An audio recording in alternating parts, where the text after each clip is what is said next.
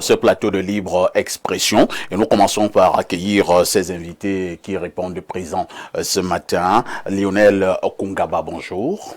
Bonjour Monsieur Haïssi, bonjour à mes copanélistes, bonjour aux millions de téléspectateurs de Info TV, bonjour aux militants et aux sympathisants du Social Democratic Front, bonjour aux acteurs du changement pour le Cameroun. Nous sommes ici encore pour une journée de débat pour pouvoir édifier nos concitoyens sur des questions d'actualité. Je suis content d'être sur votre panel et je crois que ce dimanche, nous allons vraiment essayer de les édifier autant qu'on pourra. Je souligne que vous êtes homme politique, vous êtes du côté du Social Democratic Front, vous êtes d'ailleurs membre du NEC. Que répondez-vous à ceux qui pensent que votre président, votre chairman, Joshua aussi, bouderait la candidature unique? Alors, Monsieur Haïssi, vous savez, le Social Democratic Front est un parti politique. Nous avons des organes. Le chairman, il a eu la chance d'être candidat et ce n'est pas lui qui décide de si il serait, il fera partie d'une coalition ou pas. Déjà, il faut le souligner que nous faisons partie d'une coalition qui n'est pas uniquement une coalition des partis politiques. Nous avons le Calamo, le Cameroun Labour Movement, qui a été mis sur pied. Dans le Calamo, il y a des partis politiques. C'est vrai que parmi ces partis politiques, il n'y a aucun qui est à la course pour les présidentielles. Nous avons également sur les 13 confédérations des travailleurs au Cameroun, 11 qui sont membres. Nous avons des organisations de la société civile, nous avons des personnalités. Tous ceux qui sont de la gauche et qui sont des travailleurs font partie et qui ont émis le vœu font partie de cette plateforme. Mais aucun mouvement quand même qui est parti pour la présidentielle. C'est justement ce que j'ai dit. Revenant à votre question. Il s'agit de l'égoïsme. Revenant à votre question, je l'ai dit, le chairman Joshua aussi n'est pas celui-là qui décide. Il y a un organe qui décide. Et lorsque vous convoquez une réunion comme celle-là, il faut bien qu'il y ait des délibérations pour le permettre de dire oui, parce que nous l'avons voté à un congrès, il faut le dire, c'est le seul candidat qui a été voté par les délégués venus de partout à un congrès. Très bien. Et nous l'avons donné un mandat. Si aujourd'hui il faille qu'il s'aligne derrière quelqu'un, il faut bien que ces mêmes personnes qui ont décidé qu'il soit candidat au compte du SD puissent décider qu'il s'aligne derrière une autre personne. Nous avons toujours dit dans nos différentes résolutions du comité exécutif national, que ce soit avant et après la convocation du corps électoral, la dernière c'était celle que nous avons eue à Ebolova, nous avons été toujours clairs. Nous sommes prêts à nous associer à toutes les forces de changement. Les seules conditions que nous mettons sur la table, c'est qu'il y ait des règles de jeu équitables qui vont permettre à tous de jouer franc jeu. Nous ne voulons pas aller perdre le temps dans tout ce qui ne va pas. D'ailleurs, vous allez entendre que certaines personnes vous demandent de venir s'aligner. Certains disent que vous venez vous aligner. Ils ne vous demandent pas de venir discuter sur comment est-ce que ça va se passer. Et lorsque vous demandez à quelqu'un de s'aligner, il faut déjà que vous dites à cette personne qu'est-ce que vous apportez sur la table, qu'est-ce que vous proposez.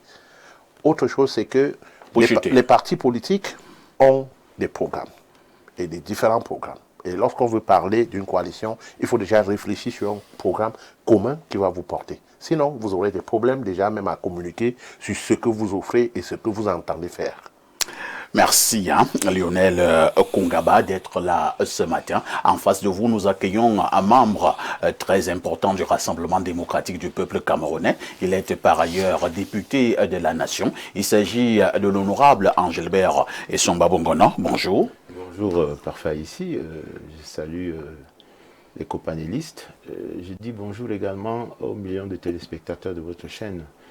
Je salue naturellement l'ensemble des citoyens camerounais qui sont appelés le 12 octobre prochain à exprimer leur choix à travers un scrutin décisif pour notre pays. Je suis heureux d'être sur votre plateau ce dimanche et j'espère que j'apporterai la contribution qui permettra à vos nombreux téléspectateurs de mieux comprendre les sujets qui sont en discussion. Ça a toujours été le cas, je le crois, et je pense que ce dimanche encore, nous allons passer 2 heures de discussion citoyenne fructueuse pour l'ensemble du pays. Honorable, on dira peut-être avec vous que plus de peur que de mal du côté du Conseil constitutionnel, où il y avait quand même un contentieux qui concernait votre candidat, le président Paul Biya. Alors, d'accord, on est maintenant calme. Du côté de RDPC, la candidature du président Paul Biya a été validée par le Conseil constitutionnel. Oui, nous n'avions pas de doute sur la pertinence de cette candidature. Elle a toujours été portée par l'ensemble des militants du RDPC et par de nombreux concitoyens de très bonne volonté qui savent que le président Biya est l'homme de la situation. Bon, naturellement, nous sommes dans un pays libre et vous avez vu que cette candidature a quand même été attaquée, du moins... C'est la toute première fois où on a vu cela au Cameroun. Oui, c'est aussi le choix du président Biya, parce que c'est quand même lui qui met ce modèle démocratique en œuvre depuis 1990, dont on ne peut pas s'étonner de ce que sa candidature soit attaquée. Vous savez, en 2011, sa candidature avait été également attaquée lors du congrès de septembre 2011 par un de nos camarades, paix à son âme, qui était conseiller municipal dans l'Union ESSO. Monsieur Tobindi. Voilà, Tobindi. Donc, le président a toujours été prompt à travailler pour des avancées démocratiques. On ne fait pas la démocratie sans des démocrates, c'est un grand démocrate. Souvenez-vous que dans les années 86-87 déjà, il met en place les candidatures multiples au sein du parti, qui était à l'époque tout seul. Et en 90, malgré un certain nombre d'appels, il décide d'aller vers des lois qui permettent une expression politique libre et assumée. Donc, nous n'avions pas de doute que sa candidature passe. Maintenant, il s'agit de travailler pour que cette candidature triomphe. Très bien. Le 12 octobre 2025. On en parlera d'ailleurs dans le cadre de cette production dominicale. Accueillons notre invité permanent. Il s'agit du professeur Mathias Eric Owanangini. Professeur, bonjour. Bonjour, monsieur Aïssi, et bonjour aux téléspectateurs. Vous êtes politologue, enseignant d'université, vous êtes vice-recteur de l'université de Yaoundé 2, vous êtes sans doute le politologue le plus pointu et le plus pertinent de ces 20 dernières années en Afrique. Professeur, on dira que vous êtes un homme complet, la candidature de Kamto a été rejetée. Comblé pourquoi? Au regard de vos nombreuses analyses. Non, je ne suis pas un homme comblé. Vous n'êtes pas content? Je ne sais pas si vous n'avez pas jubilé? Je ne sais pas si je suis content, je dis simplement que c'est une issue tout à fait logique. Comme qui dirait, avant Elections Cameroun, la viande était encore en train de bouillir dans la marmite avec la sauce, mais maintenant après, tout est cuit, mimbomi manibé. Mimbomi manibé, hein? C'est ça qu'il s'agit. Merci, professeur Owanangini, d'être encore là ce matin. En face de vous, on accueille notre consultant, Pierre Blériot-Niémec. Bonjour. Bonjour, monsieur Parfait, ici, et merci de m'associer à votre panel. Il ne vous aura pas échappé que nous assistons à une sorte de délinquance électorale. C'est-à-dire quoi? Oui, c'est-à-dire que ceux qui ne devraient pas être là sont là, ceux qui devraient être là ne sont pas là, sont chassés. Qui devait être là et qui n'est pas là? Et qui est là et qui ne devrait pas être là? On ne devrait plus avoir des candidats presque centenaires qui viennent faire du désordre. C'est du désordre. On ne devrait plus avoir ce genre de choses. Mais bon, cela nous est imposé. Des candidats plus sérieux ont été recalés. Ça crée quand même une atmosphère un peu maussade. Hein. Il n'y a pas de C'est la loi qui a été dite ou bien ils ont été recalés? Bon, nous vivons dans le même pays. C'est la loi qui a été dite. Nous vivons dans le même pays et ceux qui croient dire la loi aujourd'hui auront à la redire un jour ou un autre. On peut faire de la loi ce qu'on veut quand on se croit intouchable. Lorsque ceux qui détiennent les rênes du pouvoir savent qu'ils peuvent violer les textes dans un contexte qui le leur permet, la loi devient un instrument entre leurs mains. Donc ils font ce qu'ils veulent. Mais nous assistons véritablement à une sorte de délinquance électorale. C'est de la délinquance. Merci Pierre Blériot-Niémec d'être encore là ce matin. Comme cinquième invité ce jour, nous aurons le professeur Chief Mila Assouté à partir des États-Unis. Il interviendra au téléphone tout à l'heure. Il est homme politique, ancien membre du Rassemblement démocratique du peuple camerounais. Nous commençons par la première problématique de ce matin. Nous le disions tout à l'heure en ouverture. Monseigneur Samuel Kleda, archevêque métropolitain de Douala, a adressé une lettre pastorale. C'était il y a quelques jours, une lettre adressée aux prêtres, aux religieux et religieuses, aux fidèles laïcs, aux âmes de bonne volonté, aux autorités publiques. Alors, je commence par notre ami du SDF Lionel Okungaba. Monseigneur Kleda, est-il toujours dans son rôle en tant que prélat? Je voudrais rappeler que Monseigneur Kleda est revenu sur ce qu'il appelle la démocratie dévoyée. Il est revenu sur les infrastructures routières à problème au Cameroun. Monseigneur Kleda a parlé de l'immigration clandestine. Il a parlé du chômage et de la misère. Monseigneur Kleda n'a même pas eu peur de parler également de la mauvaise gestion pétrolière au Cameroun. Monseigneur Kleda est-il toujours dans son rôle en tant que prélat? Alors, moi je pense que il était même temps. Il est même sorti en retard parce que le rôle du prélat, déjà, c'est de conscientiser les citoyens. Et lui, en tant que l'un des prélats qui se démarquait non seulement au Cameroun, même en Afrique, parce que j'ai eu la possibilité de le rencontrer au-delà du pays et j'ai vu le travail qu'il a fait. Je pense que c'est du devoir d'un prélat de pouvoir appeler ou tirer l'attention de ceux-là qui gouvernent sur les manquements, sur tout ce qui ne va pas, et aussi conscientiser les citoyens. Donc si, pour ceux qui ont parcouru ces écrits, je pense que tout ce qui a été dit dans ces écrits, c'est ce que nous, les politiciens, nous autres du SDF, nous décrivons chaque jour, nous interpellons le gouvernement pour pouvoir les amener à comprendre que si toutes ces choses-là ne vont pas bien, vous voyez que avant qu'il ne parle des états de la route, il y en a même au sein du Sérail qui ont commencé à le décrier. Vous souvenez que certains qui n'avaient pas pris certains axes pendant longtemps l'ont décrié après avoir pris ces axes-là. Pour la misère, vous savez, c'est au fur et à mesure que le temps passe, les Camerounais s'habituent et ils deviennent un peu plus habitué à ça. Donc, on devient résilient. Résilient. Donc, c'est déjà... Paul Biya nous a demandé de faire montre de résilience. Faire montre de résilience en mourant, en s'étouffant. Donc, la résilience, parfois, c'est dans l'effort qu'on fait pour pouvoir se développer. On ne doit pas faire la résilience pour pouvoir mourir ou pour pouvoir ne pas être à l'aise. Dans une société, le gouvernement a pour rôle de pouvoir donner la possibilité ou mettre tout ce qu'il faut à disposition pour que les citoyens soient à l'aise. Aujourd'hui, si ces citoyens-là ne sont pas à l'aise et qu'on parle de résilience, ça devient compliqué. Parlant de l'immigration clandestine, nous avons toujours décrié la façon de former nos jeunes. Parce que lorsqu'on forme les jeunes, on ne les forme pas prêts à l'emploi. Ou on ne forme pas les jeunes qui peuvent s'autonomiser en créant des emplois, ou on les forme sur le tas, et lorsque certains arrivent sur le marché de l'emploi et ne parviennent pas à trouver quelque chose, les seules options c'est de fuir et se retrouver à l'extérieur. C'est pour cela qu'ils sont avalés par des requins dans la mer, c'est pour cela que certains meurent au désert de soif, en voulant trouver l'Eldorado ailleurs. En homme comme en mille, Monseigneur Kleda est dans son rôle.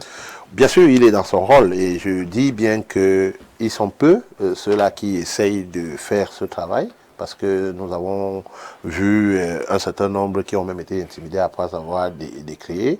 Mais nous appelons les autres prélats et les pasteurs et les hommes de Dieu, les imams, tous, de pouvoir jouer leur rôle, appeler, parce que tous ceux-là qui nous gouvernent aujourd'hui sont membres de ces mosquées, ces églises et ces lieux de culte.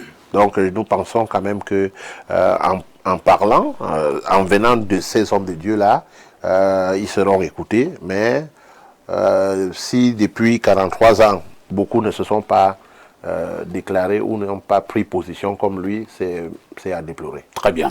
Professeur Onangini, avec votre aide, nous allons véritablement décrypter cette abondante littérature de Monseigneur Cléda. Je rappelle qu'il s'agit de 16 pages, 16 formats A4. Comme je le disais tout à l'heure, Monseigneur Cléda parle de la mauvaise gouvernance et la corruption. Il parle de la démocratie dévoyée. Il parle de la pauvreté généralisée et le chômage. Il parle de l'immigration clandestine, le délabrement du réseau routier, l'accès difficile à l'eau et à l'électricité, la gestion nébuleuse du pétrole, les injustices dans l'exploitation minière, les crises anglophones et sécuritaires à l'extrême nord. Le politologue qui lit cette lettre n'a-t-il pas l'impression que Monseigneur Cléda dit tout haut ce que beaucoup pensent tout bas? Merci de me donner la parole. Monseigneur Cléda, par cette lettre pastorale, dit sa vision des choses, sauf qu'il ne s'agit pas simplement d'une vision morale. Il y a véritablement une logique d'intrusion politique. Ah bon? C'est clair. C'est d'ailleurs la manifestation de ce que un candidat qu'il attendait de voir dans l'arène n'y soit pas. Vous voulez parler de qui? Du professeur Maurice Kamto. Est-ce que Monseigneur Cléda était militant du MRC? Je ne sais pas s'il est militant du MRC, je sais qu'il a des liens... Ou alors du Manidem. Je sais qu'il a des liens très étroits avec le professeur Maurice Kamto. Ça, c'est connu. Je suis désolé pour cela. Maintenant, quand on décrit les choses, il faut les décrire de manière systémique. Oui, il peut y avoir dans la nation des sources de mauvaise gouvernance. Encore faut-il voir si elles sont seulement logées là où on croit. Quand vous regardez la poutre qu'il y a dans l'œil du voisin, il faut aussi que vous soyez capable de savoir que vous avez de la paille dans votre œil. En matière de bonne gouvernance, je ne suis pas sûr que la communauté qui représente soit exempte de reproches. Donc il faut savoir faire la part des choses. Il représente quelle communauté? Mais c'était un évêque catholique. Il faut dire les choses comme elles sont. Vous pensez qu'il n'y a pas de source de mauvaise gouvernance là-bas? Est-ce que c'est parce qu'il y a la mauvaise gouvernance à l'Église catholique qu'il est maintenant interdit pour un prélat de critiquer la gouvernance du Cameroun? Non, je dis ce n'est pas interdit du tout. Mais quand on critique, il faut savoir se regarder aussi soi-même. Il ne faut pas seulement regarder les autres.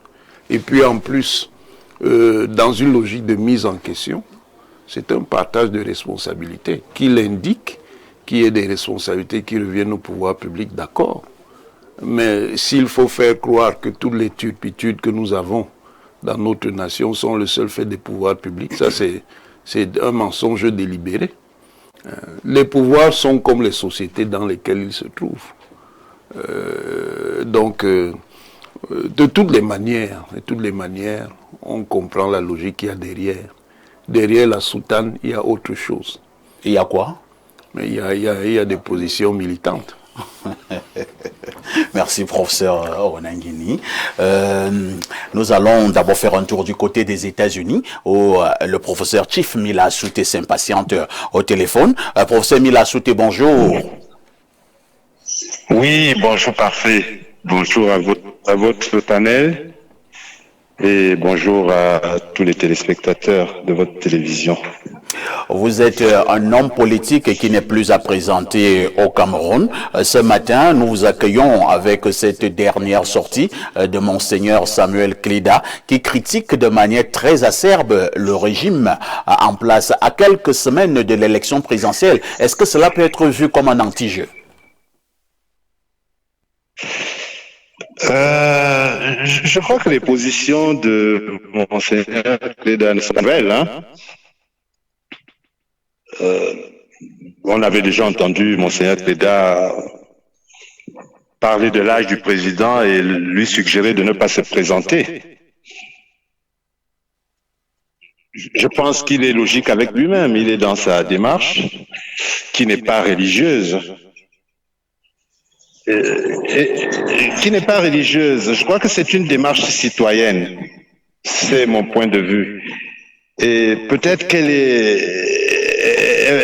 elle va à contresens de l'audience que j'ai vu le président de la République accorder au nonce. On ne peut donc pas penser que c'est une position de l'Église. Je crois que c'est une position personnelle.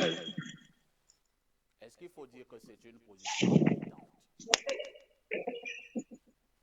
C'est une position personnelle qui milite en faveur des opinions, mais en même temps qui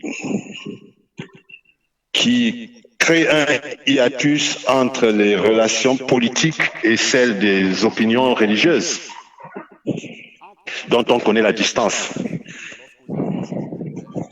Est-ce que les évêques camerounais veulent... Est-ce qu'il ne faut pas reconnaître que Monseigneur Cléda, au-delà de tout, dit simplement ce qui se passe au Cameroun?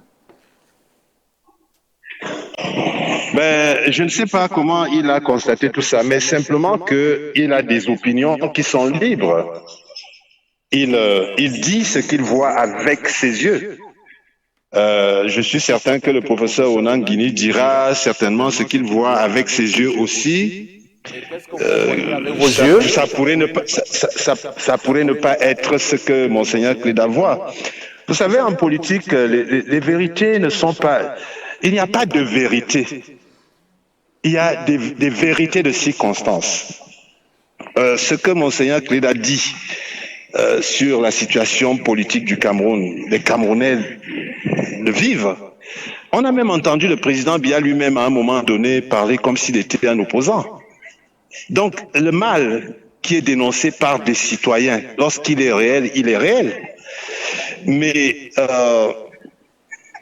lorsqu'on veut être honnête aussi, moi je ne suis pas un ami du président Biya, mais lorsqu'on veut être honnête aussi, on peut reconnaître qu'entre 1982 et 2025, des kilomètres de routes ont été faits après Aïdjo, que des lycées ont été créés, qu'un certain nombre de choses, que d'ailleurs, ce qui nous permet de communiquer aujourd'hui, le téléphone là, que c'est arrivé.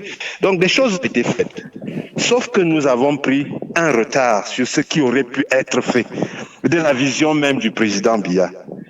C'est ce qui avait justifié, en ce qui me concerne, la création du courant des modernistes au sein du RDPC. Parce que j'avais constaté moi aussi, peut-être pas avec le regard de Monseigneur Cléda, qui avait des déviances par rapport au projet de société que porte le président Biya. Lui-même l'a dit, qu'il y avait des déviances. Donc ces choses-là existent, mais de là à peindre le Cameroun en noir, ce n'est pas vrai non plus. Il y a des choses, moi il y a des choses qui m'ont fait partir du pays. Mais je ne peux pas dire que mon pays est tout noir, que c'est le chaos, que c'est... Non, je pense qu'il y a des choses à faire. Je crois qu'on peut faire mieux que ce qui est fait. Je crois qu'on aurait même pu faire beaucoup mieux que ce qui est fait. Je suis convaincu qu'on a pris beaucoup de retard par rapport à ce qu'on aurait pu faire, mais tout n'est pas sombre, tout n'est pas gris. Merci, professeur Mila Souté.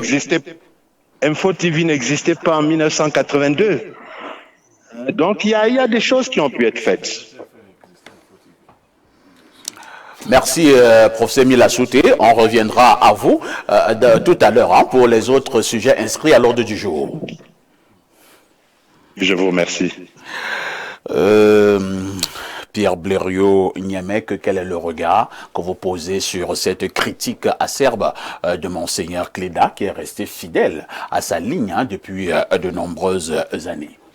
Alors, parfois ici, ce matin, quand j'ai publié l'affiche de l'émission, les gens m'ont fait remarquer que le plateau était déséquilibré. Ah bon? Et qu'il y avait 2 RDPCistes sur le plateau. Bon, je n'ai pas craint pour autant. Maintenant, je constate qu'il y en a 3. Il y en a 3, il faut le dire. Avec qui? Le professeur Mila Souté. Le professeur Mila Souté. Mais moi, ce qui me choque, parce qu'il faut que je le lui dise, je sais qu'il suit l'émission, c'est quelqu'un pour qui j'ai beaucoup d'admiration. Mais quand des aînés commencent à se fatiguer de la lutte de cette façon-là, on voit bien, il n'est pas le seul à avoir un cerveau. On voit bien comment il fait déjà les yeux doux au régime. Ah bon? Il commence à arrondir les angles. Et tout n'est pas noir.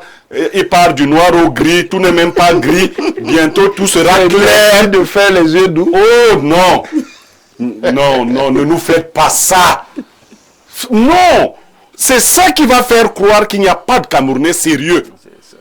Ça, ce n'est pas bien. Toi, tu as la chance d'être dehors, tu peux rester là. Issa Tiroma n'a pas pu sortir. Toi, tu peux rester là-bas et tu continues la lutte. Non, ne faites pas. Même ceux qui sont dehors, ils abandonnent tout le monde. Ici, tout le monde a déjà abandonné. Ce n'est pas le noir et le gris. C'est pas le gris va déjà vers le clair. Voici le gris que je porte. Il a dit tout n'est pas noir. C'est Ounangin qui a le noir. Il a évolué. Tout n'est. C'est lui qui est diabolisé. Tout n'est pas gris vers moi. Maintenant, tout sera bientôt blanc. Mais Monseigneur Cléda ne voit pas avec ses yeux. Chacun n'a pas ses yeux. Nous avons les mêmes yeux pour voir les mêmes réalités. Nous décidons seulement d'avoir des prismes déformants. C'est-à-dire que tu décides de voir du charbon et tu dis que le charbon est de couleur blanche. Et tu mobilises des moyens intellectuels qui sont les tiens. Quand Monseigneur Cléda a dit, bon, Mila Soute ne vit pas ici, mais il a au moins des gens qui vivent ici. On lui a dit avec les yeux des gens qui vivent ici que les routes sont bonnes. La route qui va dans son village, on lui a dit que nous avons l'énergie électrique, que nous avons l'eau. La route qui va même chez lui est coupée. La route qui va chez Mila Soute est coupée actuellement. Donc, quand vous trouvez une route coupée, chacun a ses yeux. Il y en a qui voient qu'elle est coupée, il y en a qui voient qu'elle n'est pas coupée, il y en a qui voient qu'on va la couper. Mais non, ne nous faites pas ça.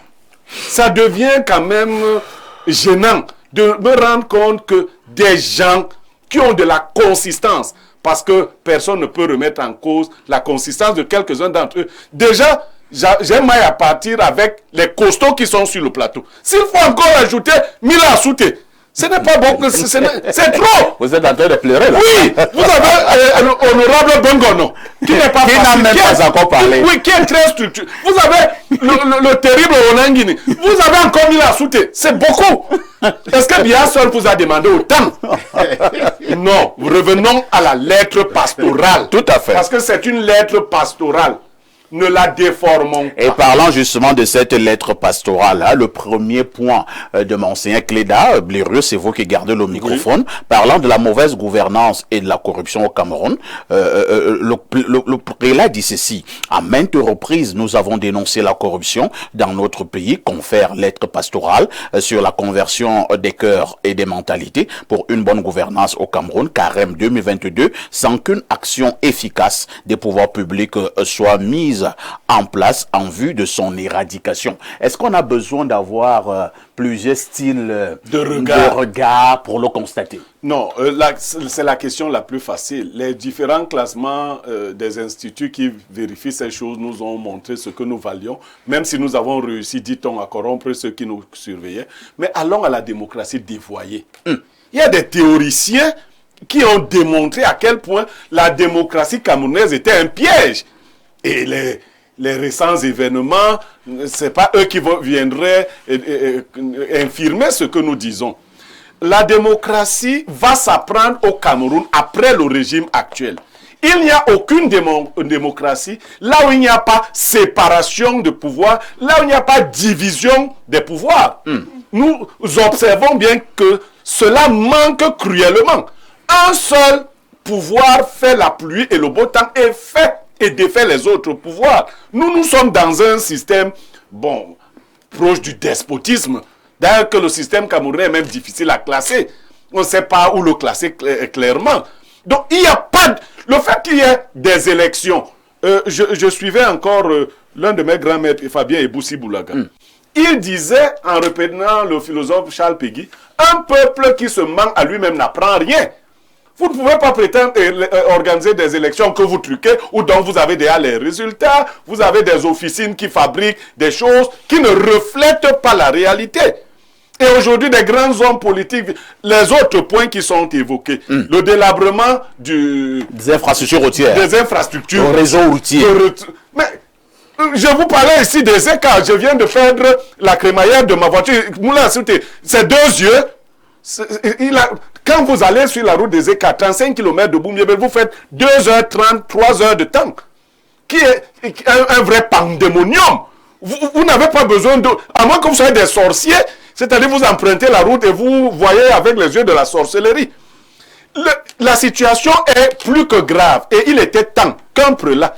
Et moi, je suis content parce que l'archevêque de Douala a récemment reçu le SGPR.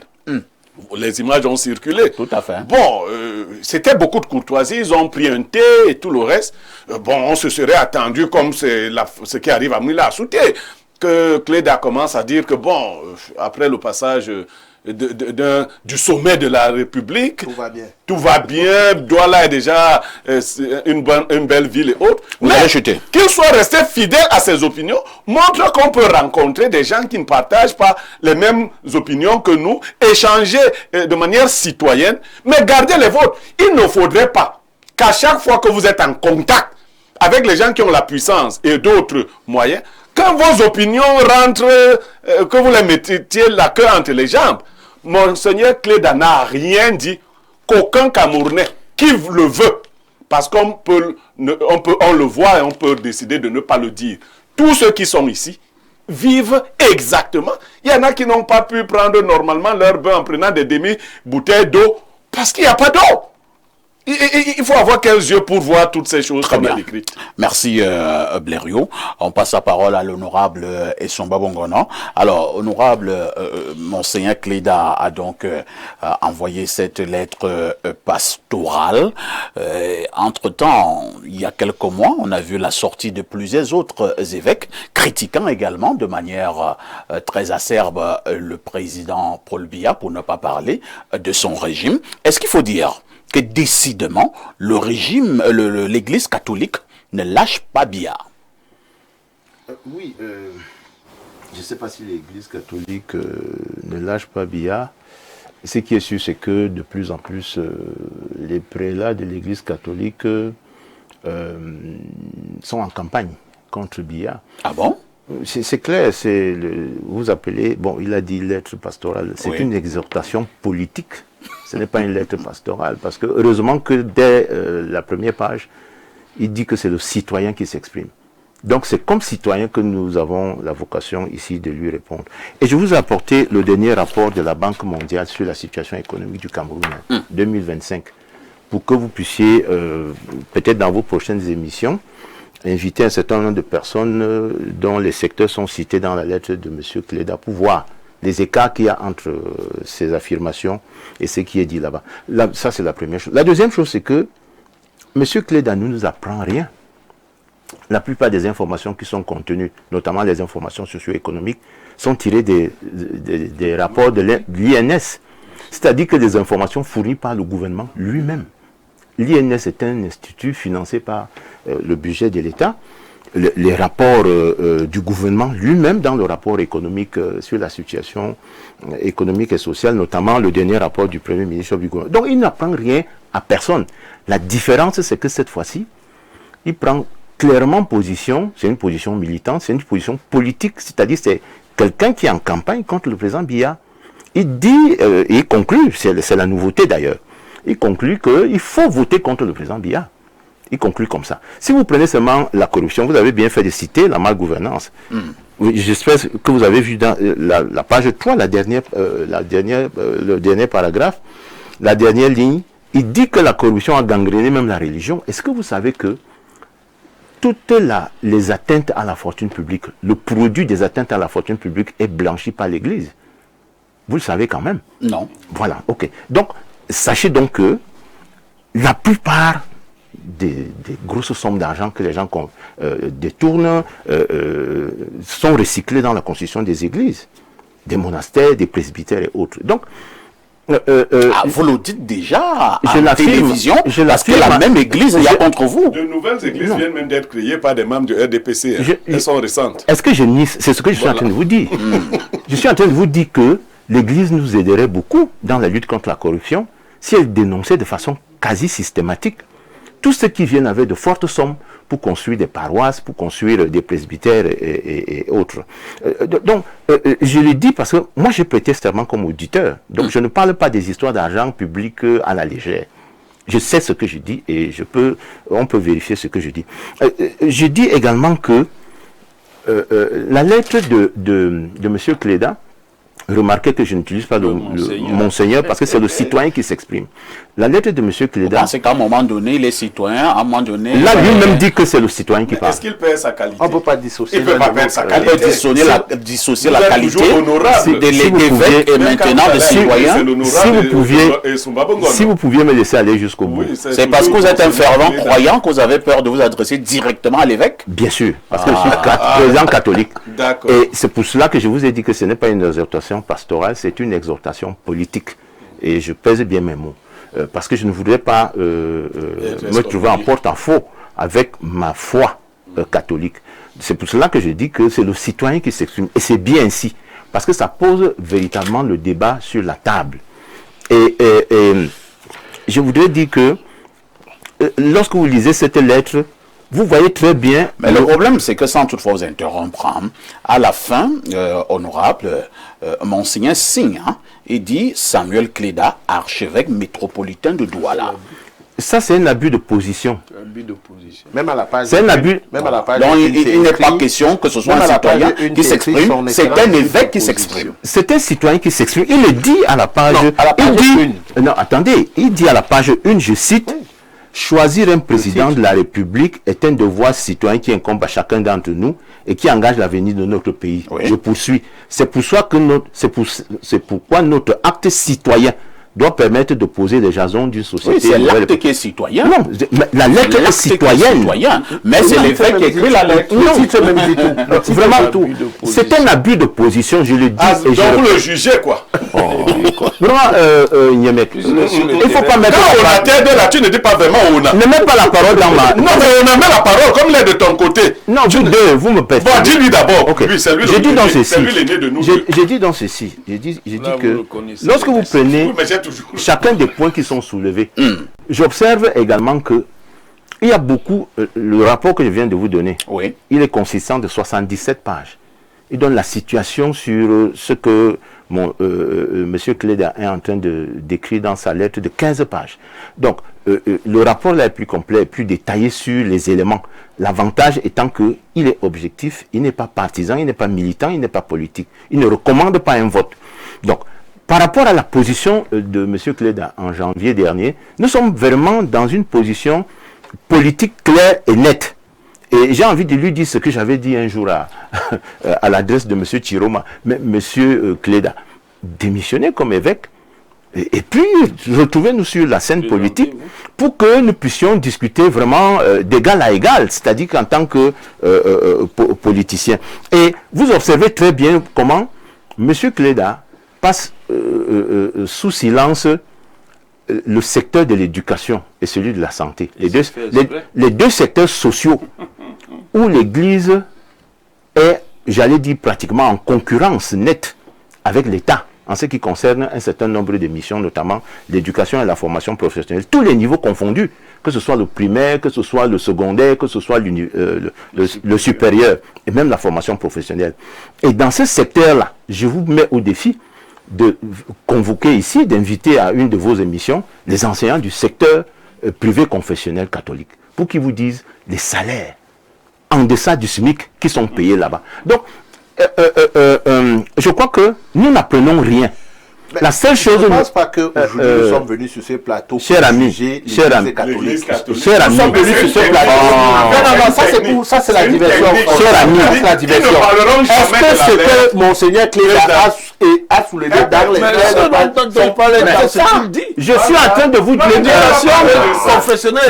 vous m'interrompez. S'il vous plaît, l'honorable a la parole et il va chuter. On reviendra à quelqu'un d'autre. J'ai d'abord reconnu et je vous ai dit que ce qu'il nous dit dans la lettre n'est pas nouveau puisque il prélève la plupart des informations, 95% des informations, moins les commentaires et les avis personnels, sont tirés de l'Institut national de la statistique, c'est-à-dire ECAM 2025, ECAM 2024, la 5e enquête sur les ménages.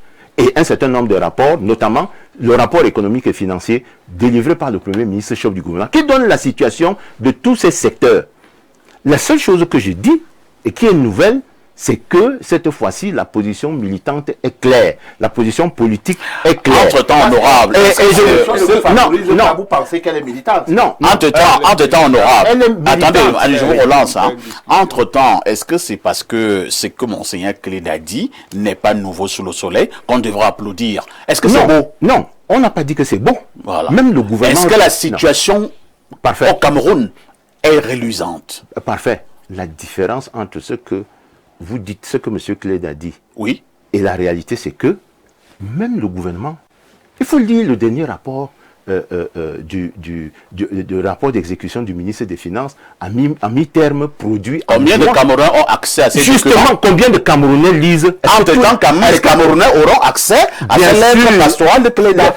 Les Camerounais ont accès au rapport. Ce rapport est disponible. La preuve, c'est que... Est-ce qu'on ne doit pas dire merci à Monseigneur Cléda d'avoir fait une bonne communication? La différence, parfait. Est-ce qu'il fait une bonne communication gouvernementale? C'est que vous n'avez jamais invité le ministre des Finances ou un membre du gouvernement. Et c'est pour cela que mon interpellation s'adresse à ceux-là. C'est-à-dire que les 9 secteurs qui sont cités ici. Bon, on a invité des membres du gouvernement, peut-être pas le ministre des Finances. Attendez. Vraiment, parlons sérieusement. Oui. Il a cité 9 secteurs. Tout à fait. J'ai identifié les ministères qui sont en charge de ces secteurs. Le ministère de la Justice, le ministère chargé du contrôle supérieur de l'État, le ministère des Relations extérieures, le ministère des Travaux publics, le ministère de l'eau et de l'énergie, le ministère des Mines, du développement technologique et de l'industrie, le ministère de l'administration territoriale et le ministère de la Défense. Je souhaiterais que pour que ceux qui nous regardent aient des éclairages et se fassent une vraie opinion, que vous donniez également des espaces pour que cela vienne. Le ministre de la Défense va s'exprimer. Bien sûr, il a un service de la communication. Ah, d'accord. Il a des services qui sont... me rassurer. Parce que nous sommes en période électorale. Et je conclue là-dessus. Nous sommes en période électorale. Et le président de la République est déjà candidat. Vous ne pouvez pas attaquer le président de la République sans que son gouvernement, qui est en charge de ces secteurs, prenne position et donne un éclairage pour que les Camerounais se fassent eux-mêmes une vraie opinion. Donc moi je dis, j'interpelle le gouvernement doit s'exprimer pour qu'il donne des éclairages sur ces domaines qui ne sont pas, dont la description n'est pas nouvelle, puisque je vous dis qu'elle figure régulièrement dans les rapports de l'Institut national de la statistique, qui est un document de référence, puisque M. Cléda prend la précaution intellectuelle de disqualifier tous ces rapports d'emblée. Il dit que non, les chiffres sont mensongers, ils sont manipulés. Alors que ces responsables viennent et expliquent aux Camerounais de quoi ils retournent lorsqu'on parle de mauvaise gouvernance, de corruption, de démocratie dévoyée. Je n'ai pas beaucoup entendu M. Cléda dénoncer la non-participation du MRC aux élections. C'est le dévoiement même par excellence de la démocratie lorsqu'on refuse d'aller voter, d'aller aux élections, alors qu'on a un parti politique et qu'on a une mission constitutionnelle. Et on veut construire une démocratie sans participer aux élections. Je n'ai pas beaucoup entendu le citoyen Cléda dénoncer cette attitude. Donc, il y a des choses qui peuvent être nuancées. On n'a pas dit que le Cameroun est un paradis, mais ce n'est pas l'enfer que M. Cléda est en train de peindre. Lionel Kungaba, Monseigneur Cléda, parle quand même encore de la sécurité dans notre pays. Et là, il fait allusion aux crises anglophones. Et maintenant, la situation sécuritaire du côté de l'extrême nord. Est-ce que ce ne sont pas des situations très importantes pour une nation qui se veut sérieuse? Mais je pense que c'est des situations qui sont importantes et on doit prendre en compte toutes ces choses-là pour pouvoir gouverner un pays.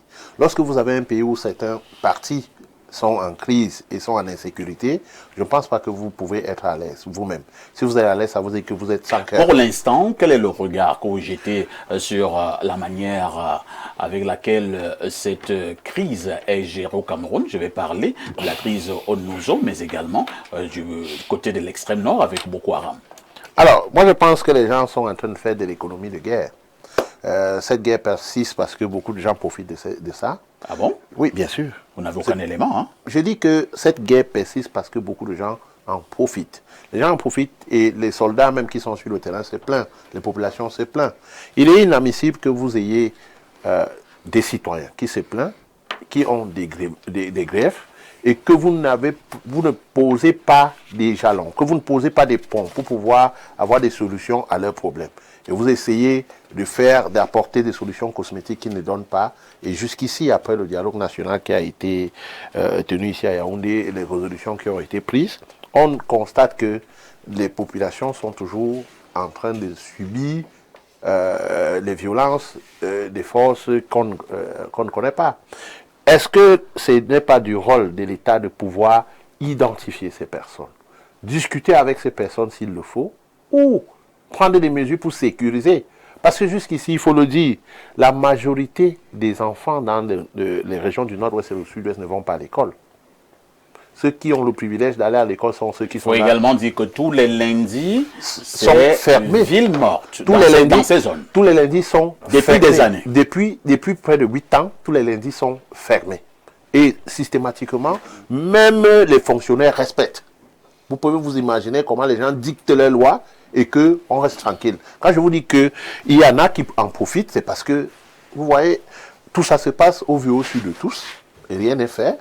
Il y a des routes qui sont bloquées depuis près de 4 ans. Quand vous quittez Bamenda pour aller, par exemple, en Bengui, vous êtes obligé de passer par la ville de Bali. Et pourtant, il y avait une route principale qui a été bloquée par les séparatistes jusqu'aujourd'hui. Qu'est-ce qu'on manque pour pouvoir désengorger? Mais je vous dis, qu'est-ce qui manque pour désengorger? Il faut avoir chacun ses yeux. Nous avons la chance d'être proches du peuple. Nous avons la chance d'être proches du peuple. Nous travaillons sur le terrain. C'est pour ça que nous avons toutes ces informations. Et certains d'entre nous descendons sur le terrain parce que nous avons cette possibilité-là d'aller voir des personnes et demander quels sont les problèmes, qu'est-ce qu'on peut faire. Mais jusqu'ici, il n'y a pas cette volonté politique-là. Alors, beaucoup estiment que quand Cléda le dit, ce n'est pas l'évêque qui parle, c'est tout simplement un militant. Vous savez, l'honorable Bengono est de mauvaise foi. Oh là là. Il est de mauvaise foi. Oui, non, il faut le dire. Il est de mauvaise foi de vouloir dissocier le prélat aux citoyens.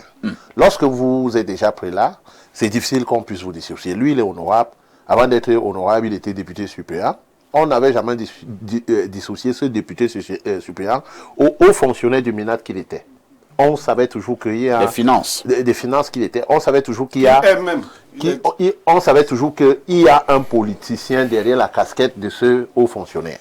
On ne peut pas aujourd'hui battre en brèche ce que le monseigneur Cléda a dit. C'est très important. Il a soulevé des points essentiels.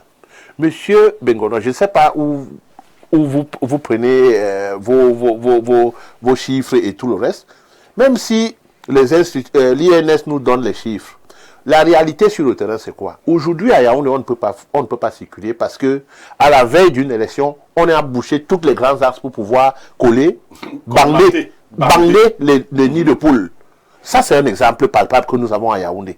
Ça, c'est un exemple palpable. Ce sont des signes d'une campagne électorale. Ça, c'est des signes d'une campagne électorale. Pourquoi attendre la veille d'une élection pour le faire? Pourquoi attendre la veille? Quand vous allez dans les villes, dans d'autres villes, vous avez des problèmes sociaux que les gens rencontrent. Et ce qui a été décrié dans cette lettre, c'est exactement ce que les gens vivent. Et n'oubliez pas que Cléda est la voix des sans-voix. Parce que tous ceux qui souffrent vont vers ces personnes-là parfois pour se confesser. Pour dire, mon père, je souffre, je ne parviens même pas à boire de l'eau. Je n'ai même pas de l'eau, je n'ai même pas accès au courant électrique. Je n'ai même pas accès mes enfants n'ont pas accès à l'éducation.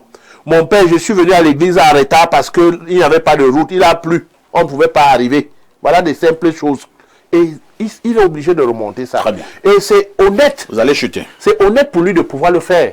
S'il ne le fait pas, il ne serait pas ce prélat-là sur qui les gens ont la foi. Et il faut dire que ce n'est pas parce que vous n'êtes pas d'accord ou parce qu'il n'est pas avec vous que vous n'allez pas accepter que ces choses-là n'existent pas. Ça existe. Les Camerounais misèrent. Les jeunes meurent dans la mer chaque jour. Au désert chaque jour. Il y en a qui sont obligés de quitter la fonction publique pour aller au Canada. Les dernières statistiques nous ont dit combien de fonctionnaires sont allés. Ce sont des milliers. À un moment donné, on était obligé même d'identifier les enseignants camerounais pour les bloquer à l'aéroport. Et pourtant, c'est leur droit de partir ou de ne pas partir. Pourquoi est-ce que vous les bloquez lorsqu'ils sont en train de misérer ici? Et vous dites que tout va bien. Qu'est-ce qui va bien? Non, rien. Merci. Je voudrais en quelques secondes, honorable. Et j'espère que vous n'allez pas m'interrompre. Non. La mauvaise foi, c'est de ne pas reconnaître que tout ce que M. Cléda a dit a épuisé des rapports de l'Institut national de la statistique. C'est ça la mauvaise foi. C'est de penser qu'il a fait une découverte, il n'a fait aucune recherche. Tout est disponible dans les rapports produits régulièrement et périodiquement par le gouvernement. Le deuxième élément, vous dites que des jeunes partent et les enseignants et autres. Moi, je vous vois, vous vous réjouissez de cela. Qu'est-ce que le SDF propose si vous venez au pouvoir par rapport à ça? Vous proposez quoi? Vous l'avez laissé partir, vous allez leur donner des licences pour partir, alors que la nation a fait des efforts pour les former, pour qu'ils servent justement dans leur pays. Faites vous-même le ratio entre le nombre de Camerounais à l'étranger qui partent et ceux qui restent sous le soleil, sous la pluie, dans la poussière pour travailler pour la fierté, la force et le progrès de leur pays. Faites vous-même le rapport. Vous verrez qu'ils sont plus... Monsieur, laissez-moi finir. Vous voyez, vous m'interrompez. Laissez-moi finir. Laissez-moi finir. Je vous dis, vous, du SDF, qu'est-ce que vous proposez pour les déplacés internes? Ils ne sont pas à l'étranger, ils sont au Cameroun. Ils ont été accueillis dans des familles camerounaises. Qu'est-ce que vous dites? Est-ce que vous remettez en question le programme de reconstruction du Nord-Ouest et du Sud-Ouest? Est-ce que vous avez une proposition concrète pour les déplacés internes qui sont dans une situation extrêmement précaire, qui n'arrange personne? Et nous sommes tous favorables à ce que chacun rentre dans son lieu de vie antérieur à 2016. Donc, ne venez pas ici, parce qu'on est à la télévision, dire telle est de mauvaise foi. La mauvaise foi, c'est de ne pas reconnaître, et vous ne reconnaissez pas ça, que les informations contenues dans cette lettre sont tirées des documents officiels fournis par le gouvernement lui-même.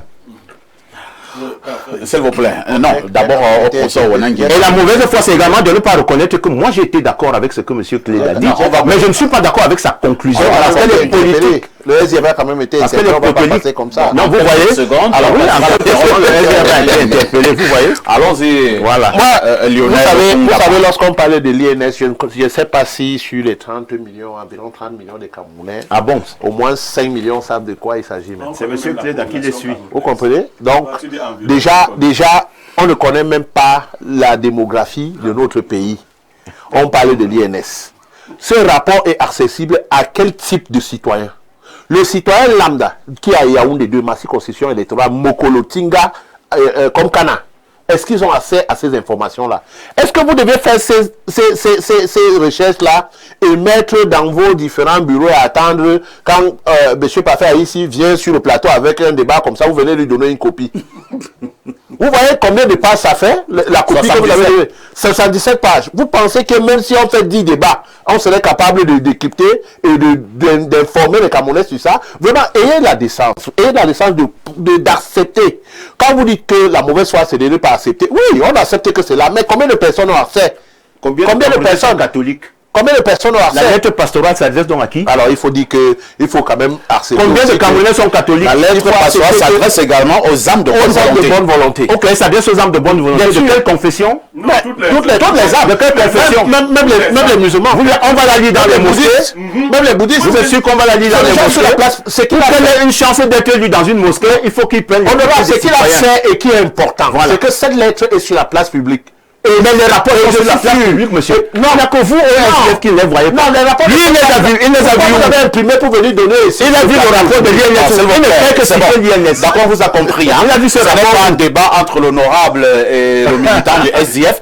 Moi, je repasse la parole au professeur Owenan Guinimé en lisant quand même ce paragraphe qui parle des crises anglophones et sécuritaires à l'extrême nord. Voici ce que Monseigneur Cléda dit. Notre pays connaît actuellement deux grandes crises. D'abord la crise anglophone qui a éclaté en 2017, puis la crise sécuritaire à l'extrême nord du Cameroun, caractérisée par des attaques violentes des groupes terroristes de la secte Boko Haram. C'est le Cameroun qui souffre dans sa chair de voir des enfants s'entre-déchirer et ces enfants assassinés tous les jours par des terroristes. Face à ces situations extrêmement douloureuses et inquiétantes, nous avons le devoir de demander au gouvernement de prendre toutes mesures nécessaires pouvant réinstaurer la paix dans toutes les régions en crise. Un grand dialogue national a été convoqué du 30 septembre au 4 octobre 2019 à Yaoundé, mais à ce jour, il n'a pas donné les résultats escomptés à cause du refus des autorités d'écouter les propositions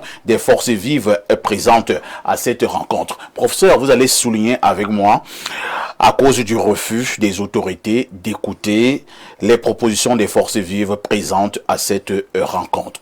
Merci, Réaction. Merci. Pourquoi Monseigneur Cléda ne dit pas que l'un des groupes qui ont mis le feu au Nozo, ce sont les membres de la hiérarchie catholique. Ah bon? Qui ne le sait pas? Ces membres de la hiérarchie catholique, c'est qui? Avant que ce feu ne revienne les brûler. Il faut éviter la démagogie. Si le gouvernement du Cameroun n'était pas solide, il y aurait 10 fois plus de désordre dans ce pays. La crise du Nozo, elle a été maîtrisée. Mais quand vous allumez un feu de ce type, les feux identitaires sont très difficiles à éteindre. C'est une crise qui va encore durer au moins une vingtaine d'années. C'est dangereux. Dans la résorption de ses effets. Voilà pourquoi quand ces choses commençaient, on disait aux gens, n'allez pas dans ce sens. C'est toujours facile d'allumer le feu. Pour ce qui concerne la lutte contre le terrorisme, revenons à 2012. Il fallait écouter ce qu'un certain nombre d'experts disaient. Quand Boko Haram a commencé au Cameroun, oh là, c'est fini pour le Cameroun. C'est fini, ils ne vont pas s'en sortir. Le Cameroun tient, et il tiendra. Simplement,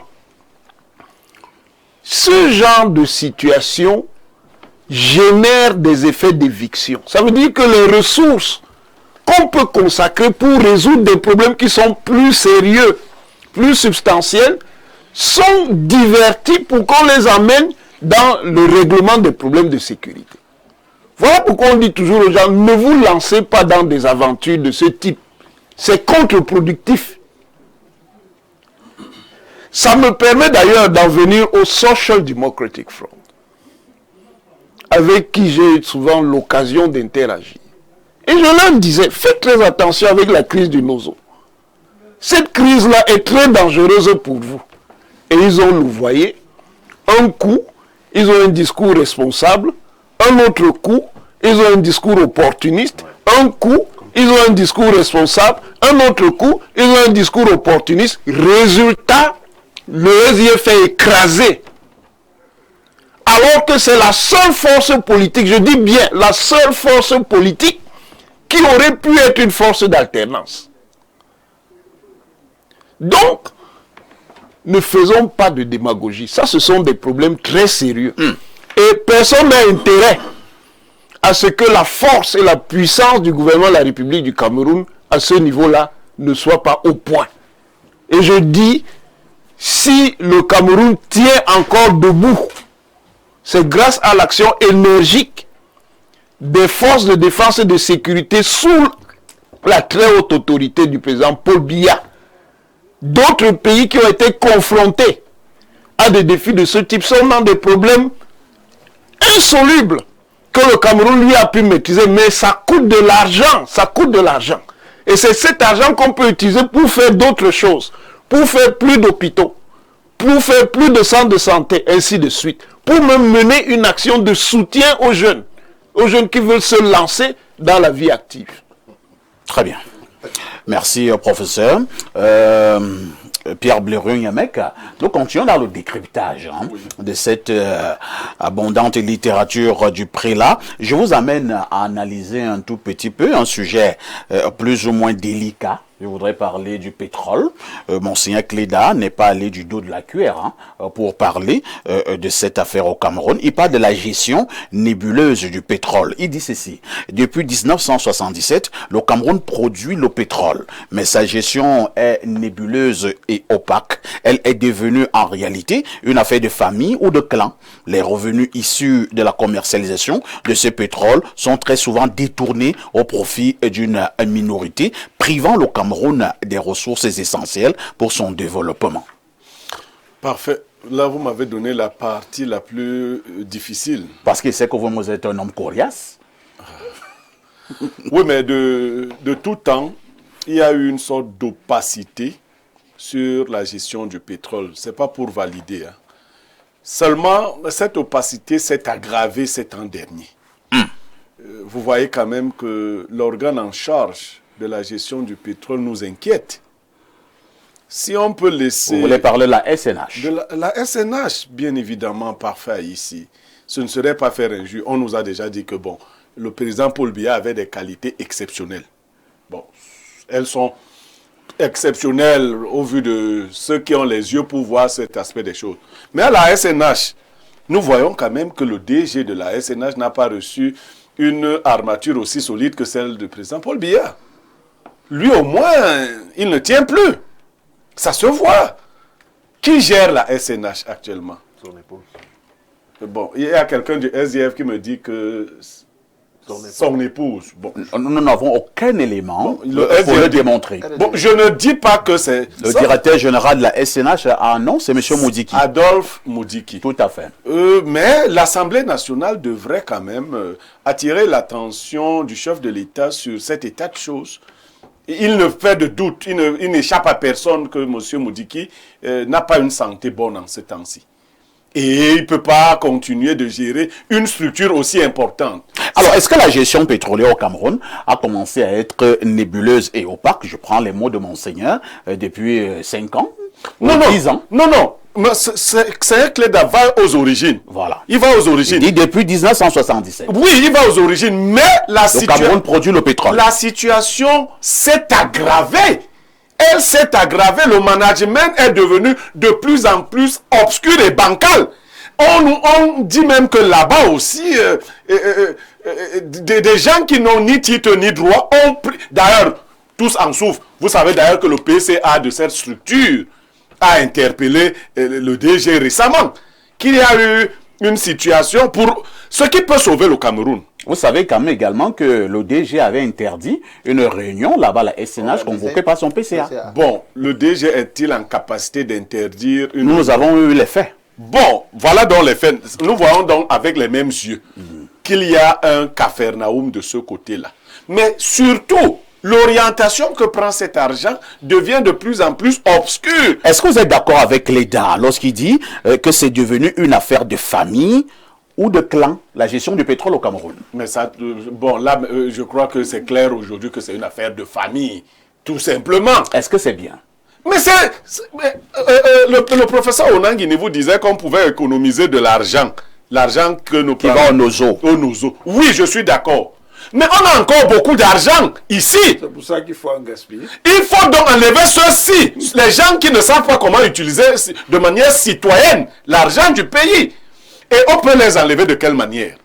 De la manière qu'indique Monseigneur Cléda. Et je suis étonné que pour des raisons politiques ou politiciennes, deux bons catholiques affrontent, essayant de l'éviter, Cléda. Au lieu de comprendre que c'est Monseigneur Cléda qui restera lorsque le RDPC sera parti.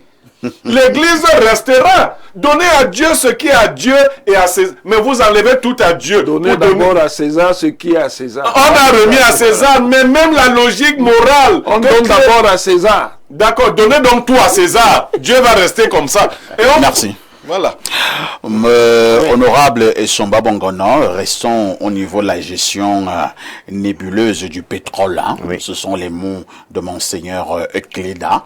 Il y a près de 2 ans, une affaire, j'ai failli parler, d'un scandale avait éclaté au Cameroun. On l'a baptisé l'affaire Glencore. Oui. Où on parlait quand même des milliers de dollars qui avaient volé en éclats. Et une affaire qui épinglait certains grands responsables du côté de la SNH. Où est-ce qu'on en est? Vous savez que c'est une affaire qui est en justice.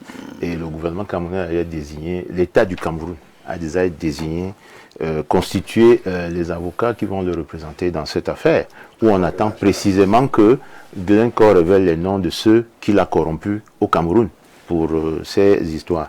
Il faut savoir, et je m'adresse à ceux qui nous regardent, que le pétrole entre pour la première fois dans le budget de l'État en 1977, effectivement, parce que nous sommes en difficulté. Parce qu'en réalité, le pétrole est exploité au Cameroun depuis 1975. Et lorsque, en 1977, le président Aïdjo constate que le Cameroun est en difficulté, Et ceux qui peuvent vérifier effectivement que nous avons une situation extrêmement grave. Le choc qui l'attend de l'injection des ressources pétrolières dans le budget de l'État, c'est le relèvement notamment du niveau des recettes budgétaires, mais aussi compenser la balance des paiements, parce que un certain nombre de produits, notamment les matières premières, les coûts sont en train de baisser sur le marché international. Donc, la contribution du Cameroun, de la SNH, qui est donc créée pour être l'opérateur de l'État dans le secteur du pétrole, a toujours été d'apporter une contribution sous forme de recettes budgétaires au budget de l'État.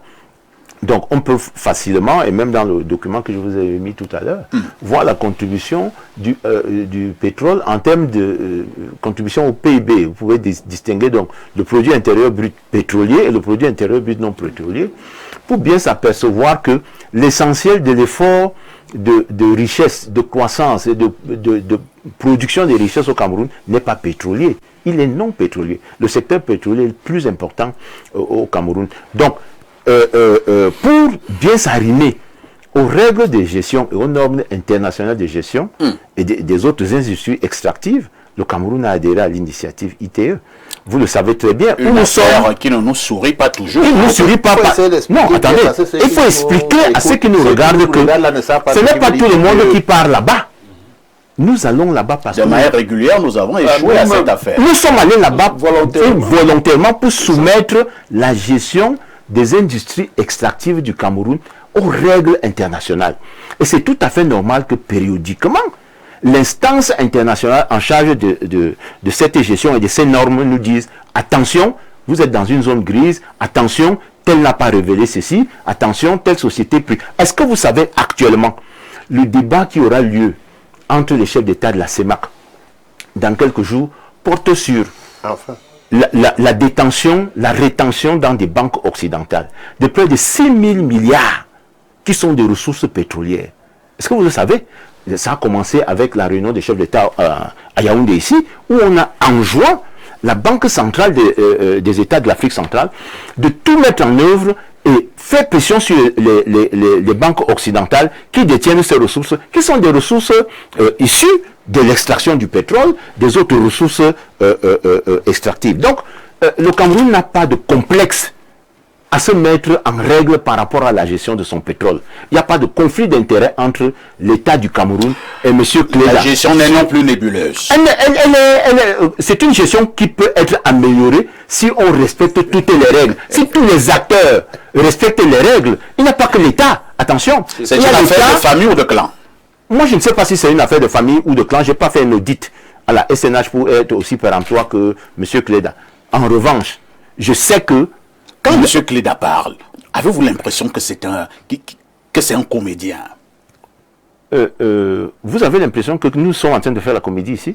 Pas du tout. Voilà, donc ce n'est pas la comédie. Parce que M. Cléda a dit que c'est une affaire de famille. Moi, je ne sais pas si c'est une affaire. Je ne sais pas si c'est une affaire de famille. Tout un évêque, quand il se lève et dire des choses de manière aussi forte. Moi, je dis, tout un citoyen, quand il se lève et dit des choses, pour que nous ne soyons pas dans des accusations. Non, dans des accusations.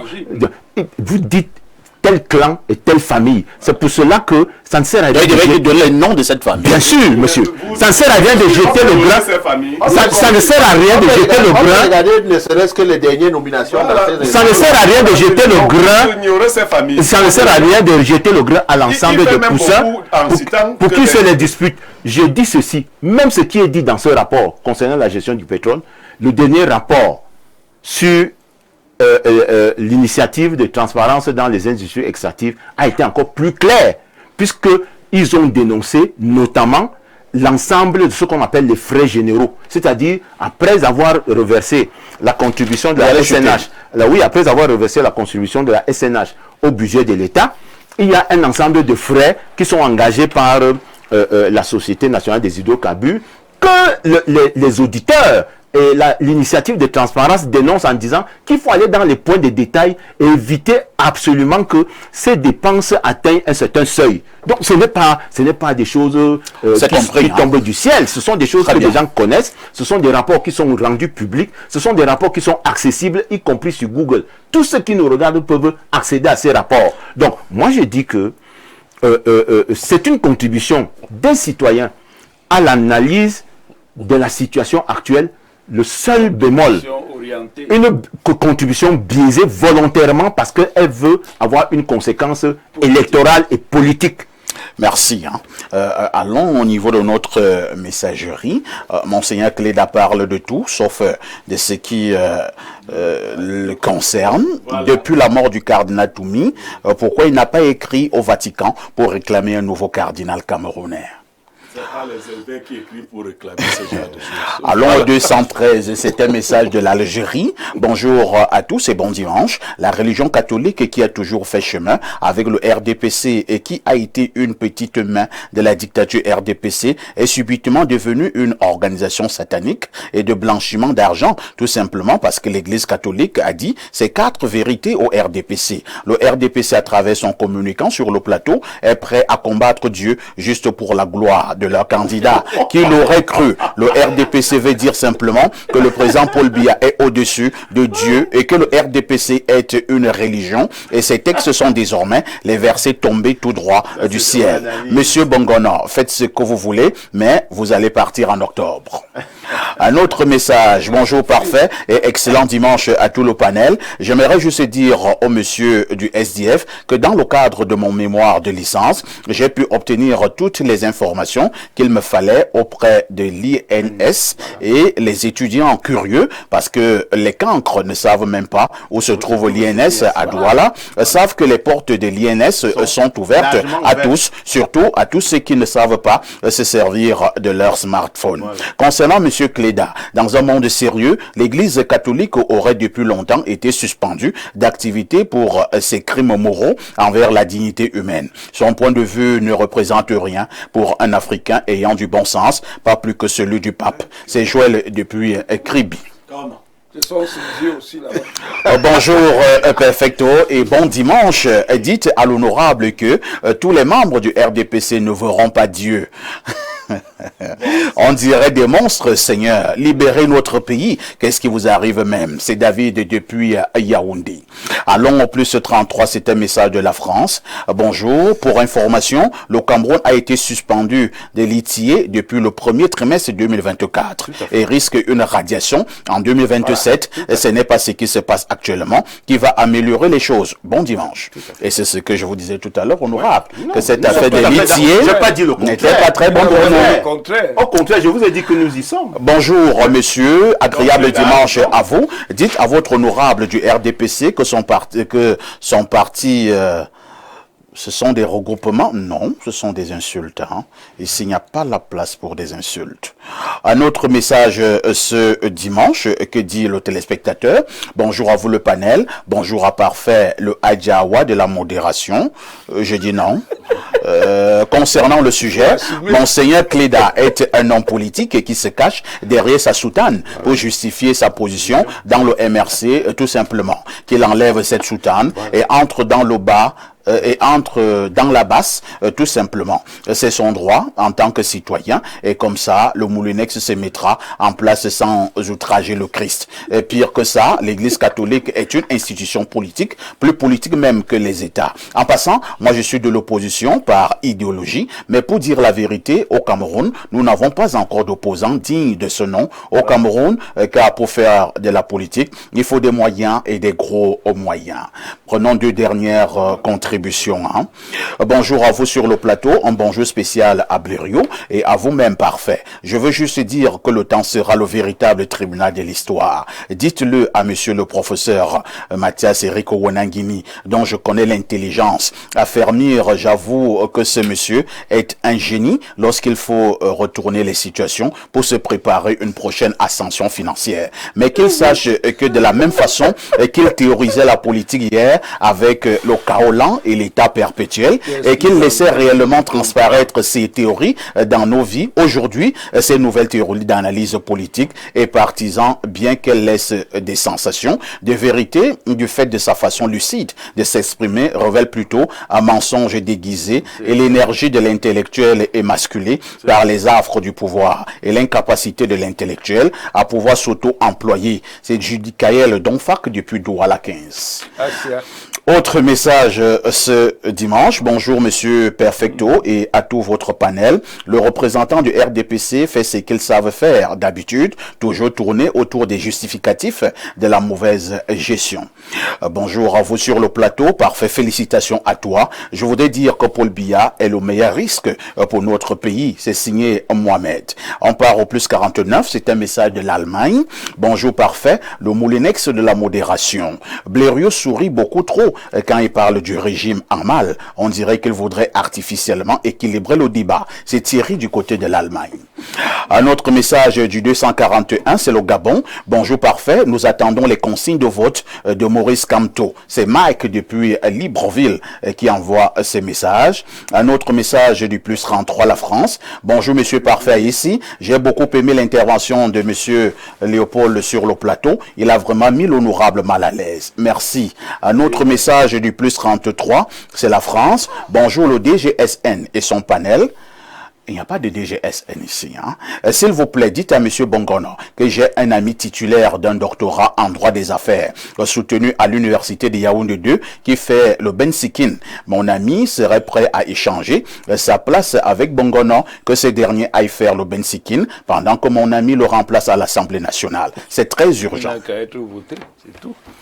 À tout de suite pour la suite. Bon retour sur ce plateau et c'est pour la dernière ligne droite. Nous parlons donc du président Maurice Kamto. La candidature de M. Kamto a justement été rejetée par le Conseil constitutionnel et c'était cette semaine. Mais nous évoluons au niveau de la réflexion, Maintenant que Kamto a été mis de côté ou tout au moins sa candidature, qu'est-ce qui pourrait arriver? Est-ce que M. Kamto peut se transformer en Sonko? On sait que pour le cas Sonko au Sénégal, il avait été recalé et parce qu'il avait été recalé, il ne pouvait plus être candidat. Il avait plutôt demandé au peuple sénégalais de faire confiance à une autre personne, à un autre Sénégalais, en la personne de Diomaye Faye, qui est devenu le président de la République du Sénégal. Et là, je pose la question à Lionel Kungaba du SDF.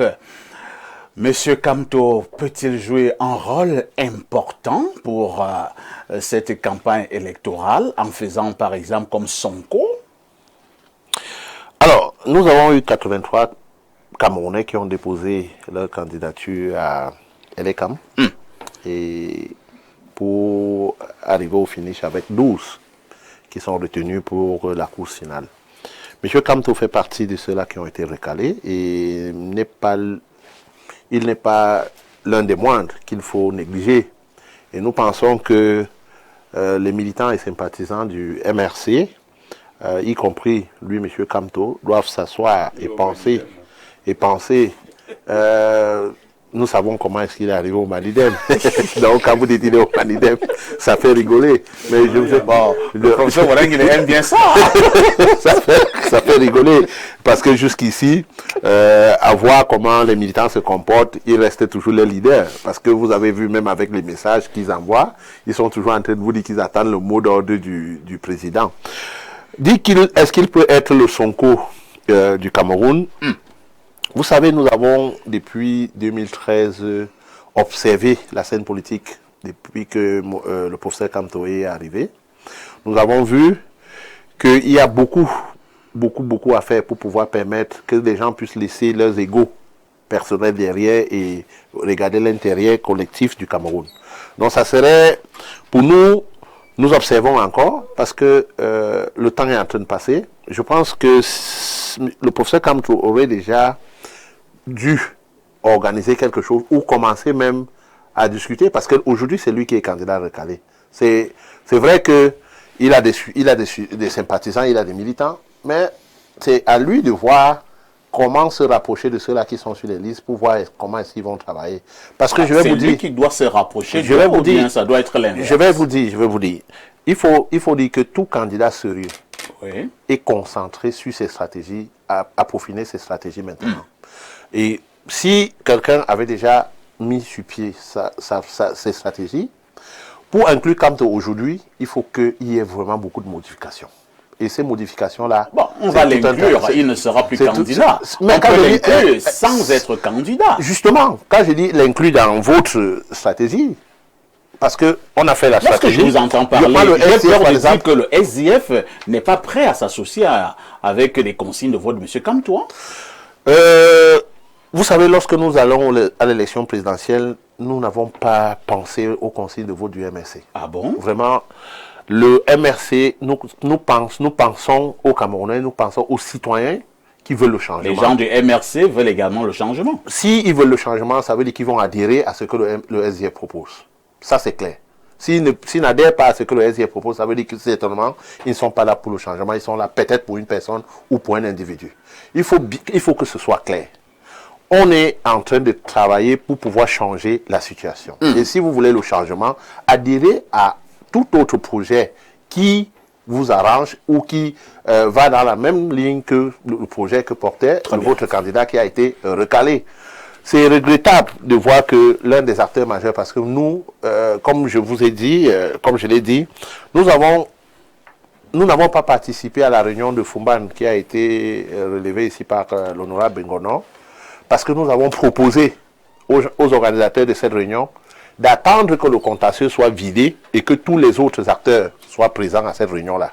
Voilà l'une des raisons pour lesquelles le SDF n'a pas participé. Donc il faut bien que c'était l'occasion pour moi aussi de profiter pour dire que quand nous on demandait à attendre, c'est parce qu'on souhaitait que la candidature de Kamto soit validée et qu'il soit aussi l'un des acteurs avec lequel on doit s'asseoir autour d'une table pour choisir le candidat unique.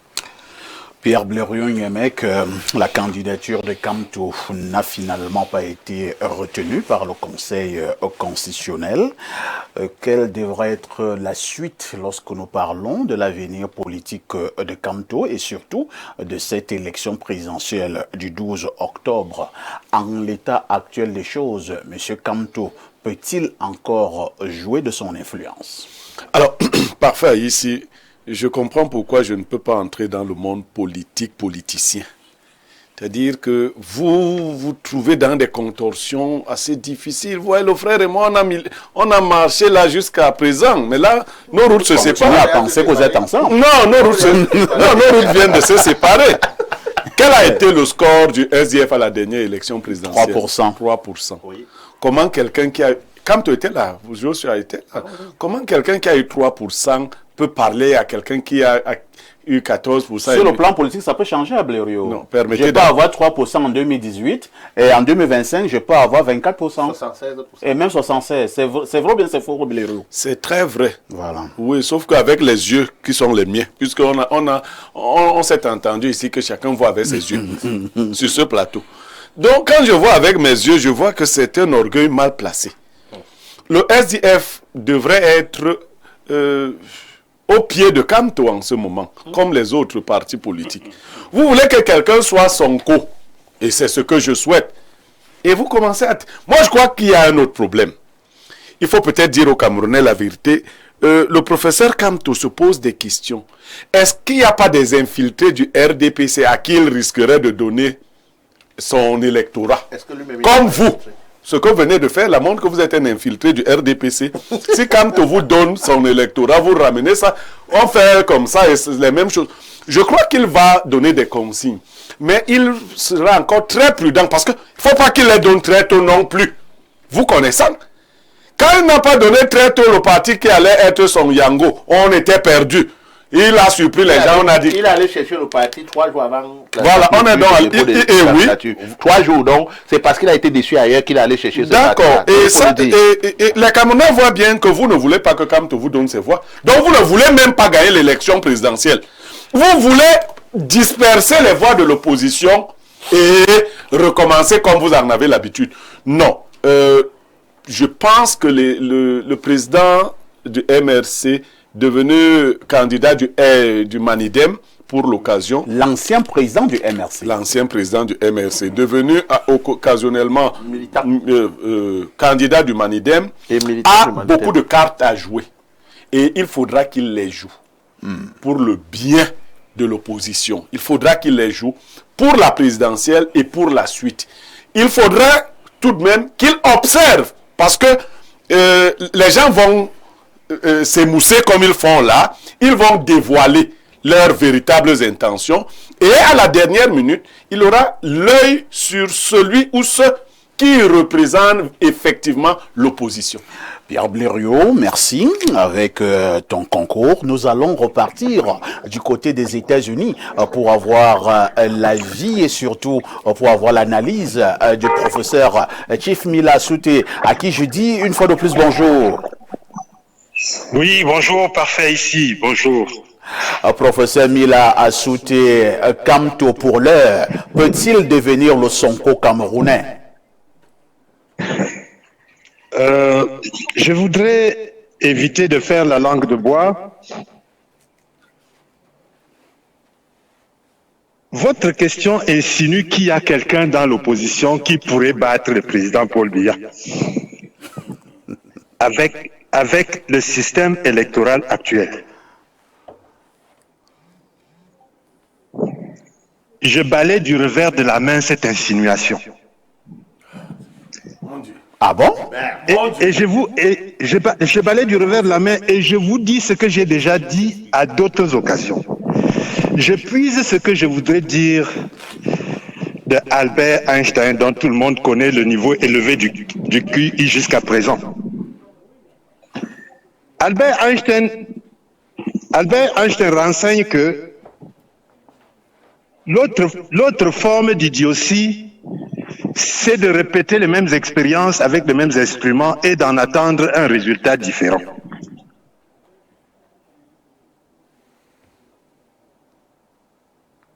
Alors, je vous dis que cette insinuation, je balaie du revers de la main parce que, d'abord, la question, est-ce que Kamto peut être le Sonko camerounais, elle n'est pas valable au Cameroun. Et je vous explique pourquoi.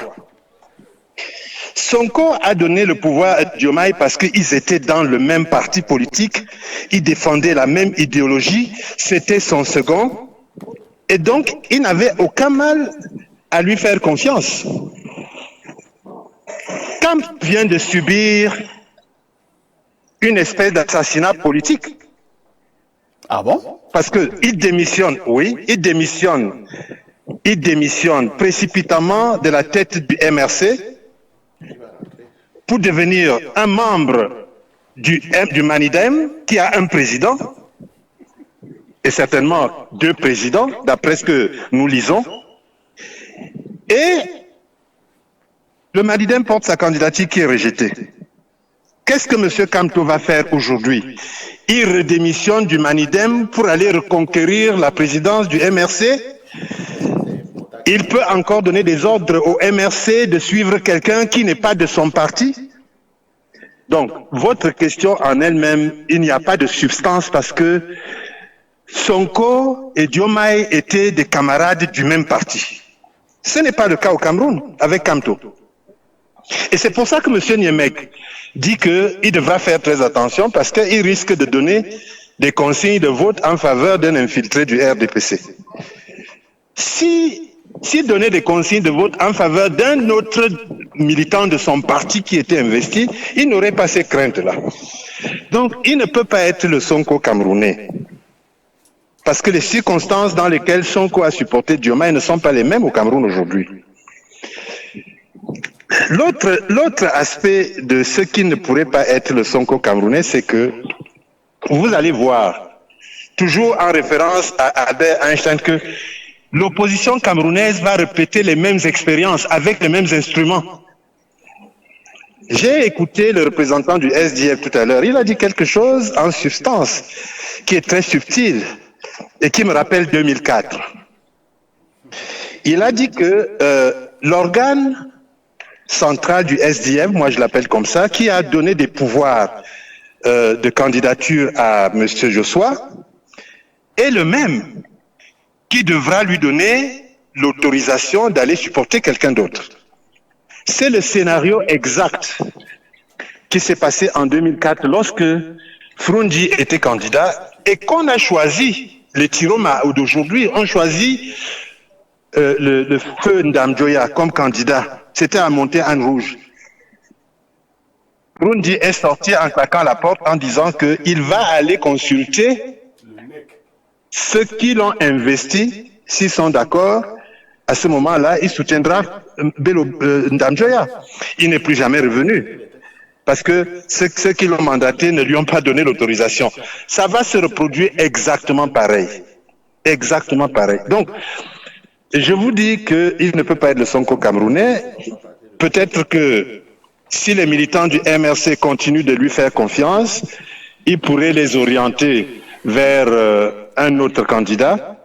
Mais quoi qu'il en soit, je balaye du revers de la main l'insinuation que quelqu'un peut sortir élu à l'issue de l'élection du 12 octobre qui ne soit pas Paul Biya. Et je peux le dire en pariant, pour qu'on se reparle après le 12 octobre. Nous devons dire aux Camerounais ce qui sera, pour qu'ils se préparent à l'avenir de leur pays. Si quelqu'un pouvait battre le président Paul Biya, on ne lui demanderait pas de renoncer à la candidature. Tous les évêques du Cameroun ne lui diraient pas de ne pas se présenter. Parce que se présenter pour lui suppose qu'il a déjà gagné. Et si vous regardez la structure politique du pays, croyez-vous que nuitamment les militants du RDPC ont disparu et vont, parce qu'on parle du changement, céder leur position dans l'arrière-pays à des nouveaux venus qui seraient de l'opposition? Mais ils vont se battre bec et ongle pour rester députés, bec et ongle pour rester conseillers municipaux, bec et ongle pour rester... Ils ne vont pas laisser de l'espace à une opposition qui est dispersée. Donc c'est pour cette raison que je dis que même si Karo était retenu, il n'aurait pas gagné l'élection. Donc voilà, c'est ma position. Il ne sera pas le Sonko camerounais, il n'y aura pas de Sonko camerounais et il n'y aura pas de Diomaye camerounais. Voilà ce que je vais vous dire de manière très sèche, de manière très directe, qu'on ne perde pas le temps aux Camerounais. Ils vont aller voter, c'est vrai. Mais j'ai entendu des gens dénoncer tout à l'heure le balai qui sort du palais de l'Unité. Vous croyez que ces gens-là, ils vont rentrer chez eux et changer d'avis? Non. L'élection aura lieu. Le président Biya sera déclaré élu. Ce qui nous intéresse et ce qui doit intéresser... Chef Mila Souté. Non.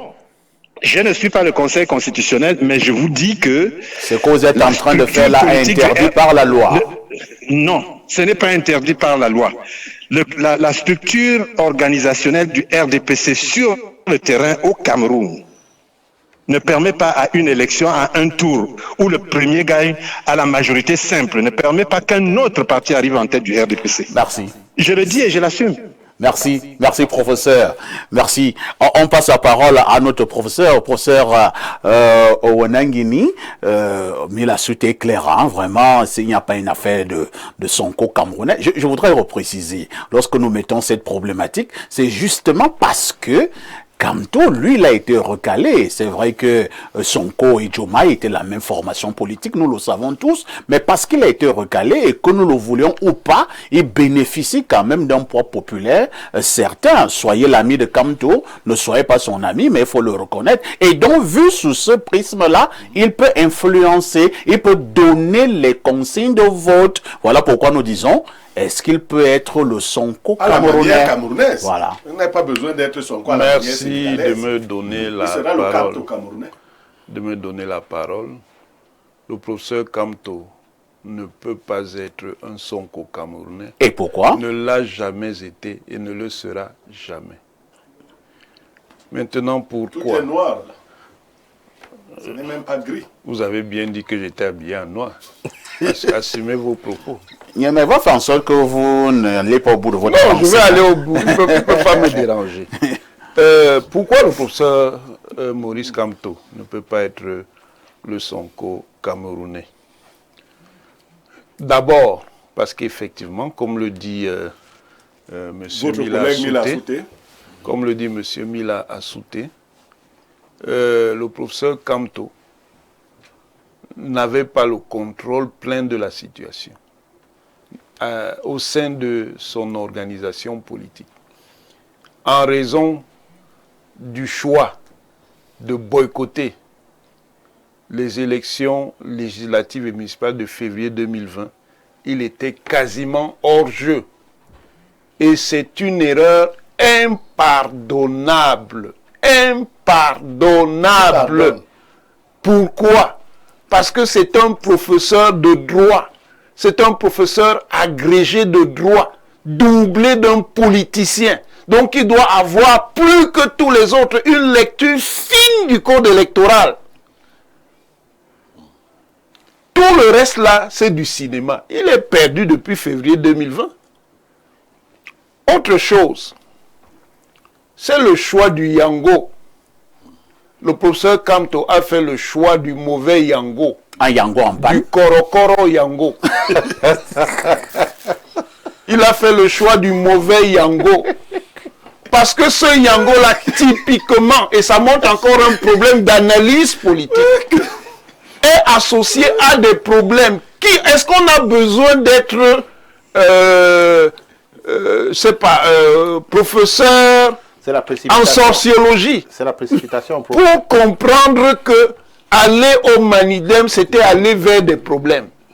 Aller à l'UPC, c'est aller vers des problèmes, puisque ce sont des formations typiquement habitées par des conflits de leadership qui auraient nécessairement un effet sur l'investiture. Et donc des Yango Korokoro. Il fallait prendre donc, au lieu du Korokoro Yango, prendre le Popo Yango. Le bon Yango, c'est-à-dire celui qui, dès le départ, n'a pas de problème. Maintenant, pour la suite, le problème c'est que l'univers politique évolue plus ou moins rapidement. Nous ne sommes plus en 2018. En 2018, le professeur Kamto a eu la confiance de 14% d'électeurs. Tout à fait. Ce qui est significatif.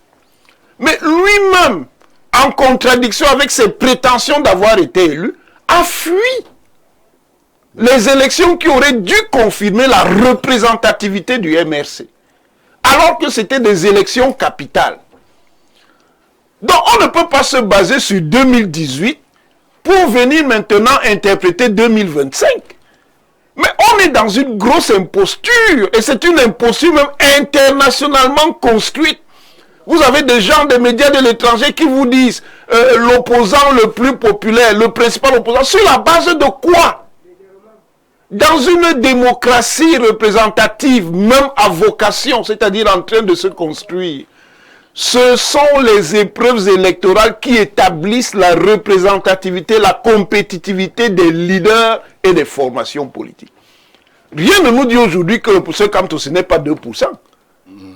Je dis rien. Et vous mettez autant d'énergie. Je dis rien ne nous dit que ce n'est pas 2%. Et vous mettez autant d'énergie à l'écarter. Il s'est écarté lui-même. Nous ignorons. Mboutnassik. C'est vous qui avez écarté le Yango. Vous avez coupé la route au Yango. Il s'est écarté avec lui-même. S'il vous plaît, monsieur Yamek. Monsieur Yamek, bien avant qu'il y ait cette élection présidentielle à venir, le Manidem avait déjà des problèmes de leadership qui n'ont pas été tranchés. Qui ont été tranchés. Je dis qu'ils n'ont pas été tranchés. Ils n'ont été pas le Minad même. Je dis ce n'est pas le Minad même qui tranche. Ah, ce n'est pas lui qui tranche. Mais je dis ce n'est pas le Minad qui tranche, monsieur. Ce n'est pas le Minad qui tranche. Je dis que ce n'est le Minad, je le connais. Il ne tranche pas. Il ne tranche pas, c'est la justice. Non, monsieur Yamek, permettez. Depuis que la justice a tranché. Monsieur Yamek, c'est pas vous qui avez rien ne sert de faire de l'obstruction. Le professeur Maurice Kamto sera spectateur. Ah, ben vous l'avez décidé avant. Mimbo, Mimani B, voilà. Le manioc a cuit. Merci, professeur Onangini. On passe la parole à l'honorable Somba Bongono. Alors, le professeur, il ne fait finalement plus peur au RDPC, même si certains pensent que, pour l'heure, le procès Kamto peut donner des consignes de vote. Ça ne vous inquiète pas? Je ne sais pas s'il faisait peur, mais bon, certains le disent comme ça. Figurez-vous que au sorti de l'élection présidentielle 2018, le professeur Kamto était effectivement à 14,8%. Tout à fait. Mon jeune collègue Cabral était à 6%. À 6%. Et Cabral a su amplifier son résultat à l'élection présidentielle. obtenant 5 sièges de députés. À l'élection municipale et législative. Bien sûr, et 207 conseillers municipaux, 7 communes qui gèrent. Le SDF, donc le chairman Joshua aussi, qui était 4e à cette élection, à 3%, a amplifié son résultat, obtenant 5 sièges de députés et un peu plus de 300 conseillers municipaux, je crois. Donc, vous voyez que tous ceux qui avaient un minimum de lecture politique des élections de 2018 voyaient déjà 2025 et savaient déjà que l'une des conditions politiques de fond pour avoir la capacité d'être en 2025, c'était d'être élu. Vous voulez faire comprendre que M. Kamto a raté la stratégie politique. Deuxièmement, premièrement, il a raté la stratégie politique et la bonne lecture. Et deuxièmement, moi j'étais au Conseil constitutionnel lundi. Oui. Et le professeur l'a si bien rappelé, c'est un agrégé de droit public. Vous savez, dans la requête du professeur, je le dis parce que ça a été rendu public, hein, le professeur ne nie pas que le Manidem avait 2 candidats. Il justifie même. Il dit que la loi électorale au Cameroun, donc, qui est une loi organique, hein, parce que la Constitution lui donne cette prérogative, le professeur dit que c'est normal que le Manidem ait 2 candidats parce que la loi ne l'interdit pas. C'est authentique. Kamto a dit ça? Il a écrit.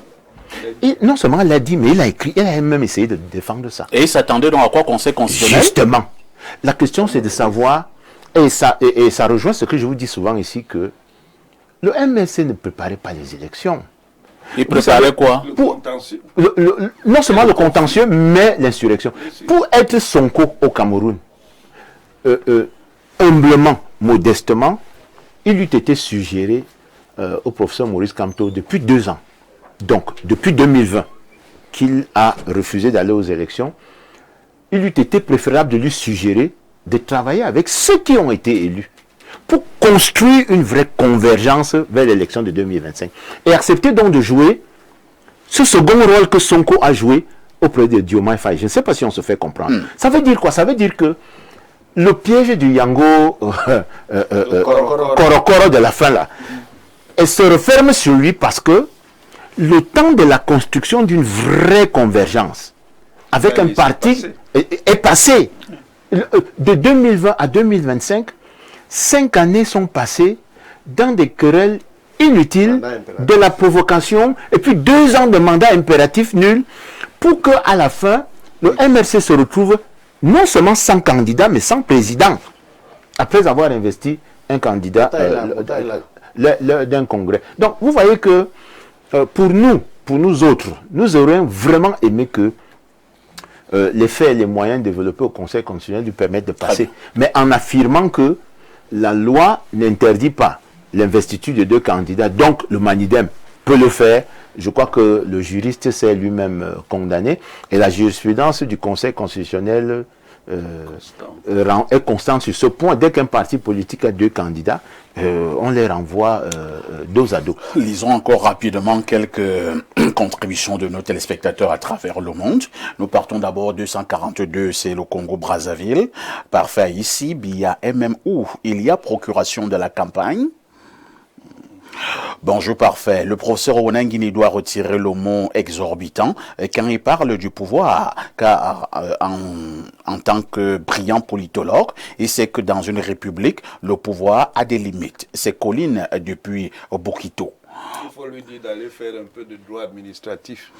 Bonjour le plateau. Tous les mbombos qui étaient au palais ne se rendent pas compte de leur ignorance. D'ailleurs, avez-vous vu celui qui était derrière... c'est Bombo Bilombikak qui envoie ce message. Hein. Voilà. Vous ne lisez pas. Attends, Bombo envoie un message, vous ne lisez pas. Non, moi je ne lis pas les insultes. Alors, bonjour le plateau. Bon, on a lu ce message. Hein. Allons au plus 33, c'est la France. Bonjour Perfecto, tu es le Che Guevara de la modération. Mais on doit être nommé car il mouille bien le maillot. Je l'ai connu avec Babi Sakana à une époque pas aussi lointaine. C'est les idiots ne changent pas. Bravo au docteur professeur Meillon. Autre message sur ce plateau. Alors, au plus 41, hein, il s'agit d'un message qui nous vient de la Suisse et que dit ce téléspectateur. Bonjour Perfecto, on ne peut nier l'évidence. Monsieur Cléda doit attirer l'attention sur ce qui ne va pas au Cameroun, mais surtout se souvenir de ce que Dieu dit à Moïse concernant le pharaon. C'est Dieu qui choisit le roi. Merci. Hein. Autre message ce jour, bonjour parfait. Alors, on ne parle plus de Monseigneur Cléda. Je voudrais avoir des interventions où nous parlons de la dernière préoccupation sur le plateau. On repart au 241, c'est le Gabon. Bonjour parfait, c'est Monsieur Edou depuis le Gabon. J'aime votre émission. Je souhaite dire à Monsieur Elimbi, il n'y a pas monsieur Elimbi sur ce plateau, hein, que maintenant que Maurice Kamto ne sera pas de la course, lui, Elimbi Lobé, a tout le champ pour faire gagner cette élection à son candidat, que après octobre, il ne vienne pas donner des excuses. Dites aussi à mon grand-père Owenangini, le démon de l'exclusion qu'ils ont sorti pourrait se retourner contre lui un jour. Le jour où on tue la poule, le canard ne doit pas rire. Bon dimanche. Autre message ce jour, allons au plus 33, c'est la France. Et quand le président Biya nous dit qu'il ne comprend pas pourquoi ce qui marche ailleurs ne marche pas chez lui, ces deux membres du RDPC ont conseillé quoi à monsieur Biya? Alors... un autre message rapidement. Bonjour parfait. À mon avis, ces multiples réceptions des délégations du SGPR, c'est pour que Paul Biya soit réélu, pour qu'il gère encore le Cameroun comme les précédentes 7 années. Le président de la République est... je pense que c'est moi qui viendra dire ça ici. Ici, nous avons le plus 1-819. Il s'agit d'un message du Canada. Bonjour parfait. En observant le parcours politique de M. Kamto et ses déclarations depuis 2020, on peut déduire que Kamto est le pion du RDPC dans l'opposition. Même si ça énerve Blériot, Kamto est un roublard. Vous confirmez, selon certains, que Kamto peut être le pion du système? Alors, avant de répondre à votre question, je voudrais vous dire qu'un parti politique qui va aux élections présidentielles, c'est un parti politique qui est préparé. Depuis 2018, nous avons tiré les leçons de l'échec et nous avons compris où nous avons fauté. Et nous nous sommes préparés de 2018 jusqu'à présent. Je vais vous dire, peut-être que vous serez surpris. Je dis que le SDF est le seul parti politique, même le RDPC n'a pas eu, les représentants dans les commissions mixtes de l'ECAM, dans les 360 commissions mixtes. Seul le SDF. Présentement, le SDF a mobilisé près de 75 000 représentants de bureaux de vote qui sont en formation présentement. C'est ce qu'on appelle préparer une élection. Vous comprenez? 75 000 représentants de bureaux de vote. Ça, c'est des choses nous, on n'a pas préparé en 2018. Il veut dire parce qu'ils ne peuvent plus abandonner parce que nous étions concentrés à voir si on peut s'associer avec des gens. On a oublié l'essentiel. Que l'essentiel, c'était de préparer l'élection et sauvegarder les votes. Vous comprenez ce que ça veut dire faire une élection? Ce n'est pas parce que quelqu'un est présent sur les réseaux sociaux, c'est pas parce que quelqu'un est présent dans les médias que vous allez penser que nous qui travaillons sur le terrain, nous allons venir nous aligner. Non, quand il faut parler de mettre, de faire converger les forces, il faut que chacun vienne avec ce qu'il a, on met sur la table et on évalue les forces de tout un chacun. Merci. Hein. Pierre Blériot, Niemek, visiblement sur ce plateau, on refuse d'accepter que Kamto soit le Sonko du Cameroun. Mais vous, si vous avez même observé ma posture, quand le monsieur du SDF parlait, je m'éloignais de lui. Parce que je suis tout estomaqué. Mais ça, c'est les infiltrés du RDPC. Oui, c'est clair. Je commence à comprendre ce qui se passe. Ce qui se passe, c'est qu'on veut donner l'impression qu'il y a une élection parce que les gens vont aller accompagner Biya. Et voilà des gens, ils disent qu'ils se sont préparés. Vous ne pouvez pas dépasser 5%. Au meilleur des cas. Donc, et avant même que les 75 000 et autres, non. Ce qui est sûr, vous n'allez pas nous distraire à ce point. Même sans vous, la chose peut être atteinte. Et autre chose qui m'a fait peur, le professeur Mila Souté qui a demandé qu'on ne déforme pas ses propos. Dit de manière péremptoire qu'il n'est pas possible de battre Biya. C'est-à-dire, il exclut même les alliances possibles. Donc il veut nous dire, Et il ne dit pas comme il le disait avant, parce que j'ai une de ces étudiantes qui m'écrit depuis. Elle travaille sur la ligne politique de Mila Assoute. Elle vient de m'écrire qu'elle est obligée de tout changer. Parce qu'elle ne comprend plus rien. Si vous pensez que je blague, je vous... Non, pas du tout. Elle ne comprend plus rien. Oui, voilà, donnez-lui. Parce qu'il croit que je viens parler ici pour m'amuser. Hein? Elle dit qu'elle va revoir tout.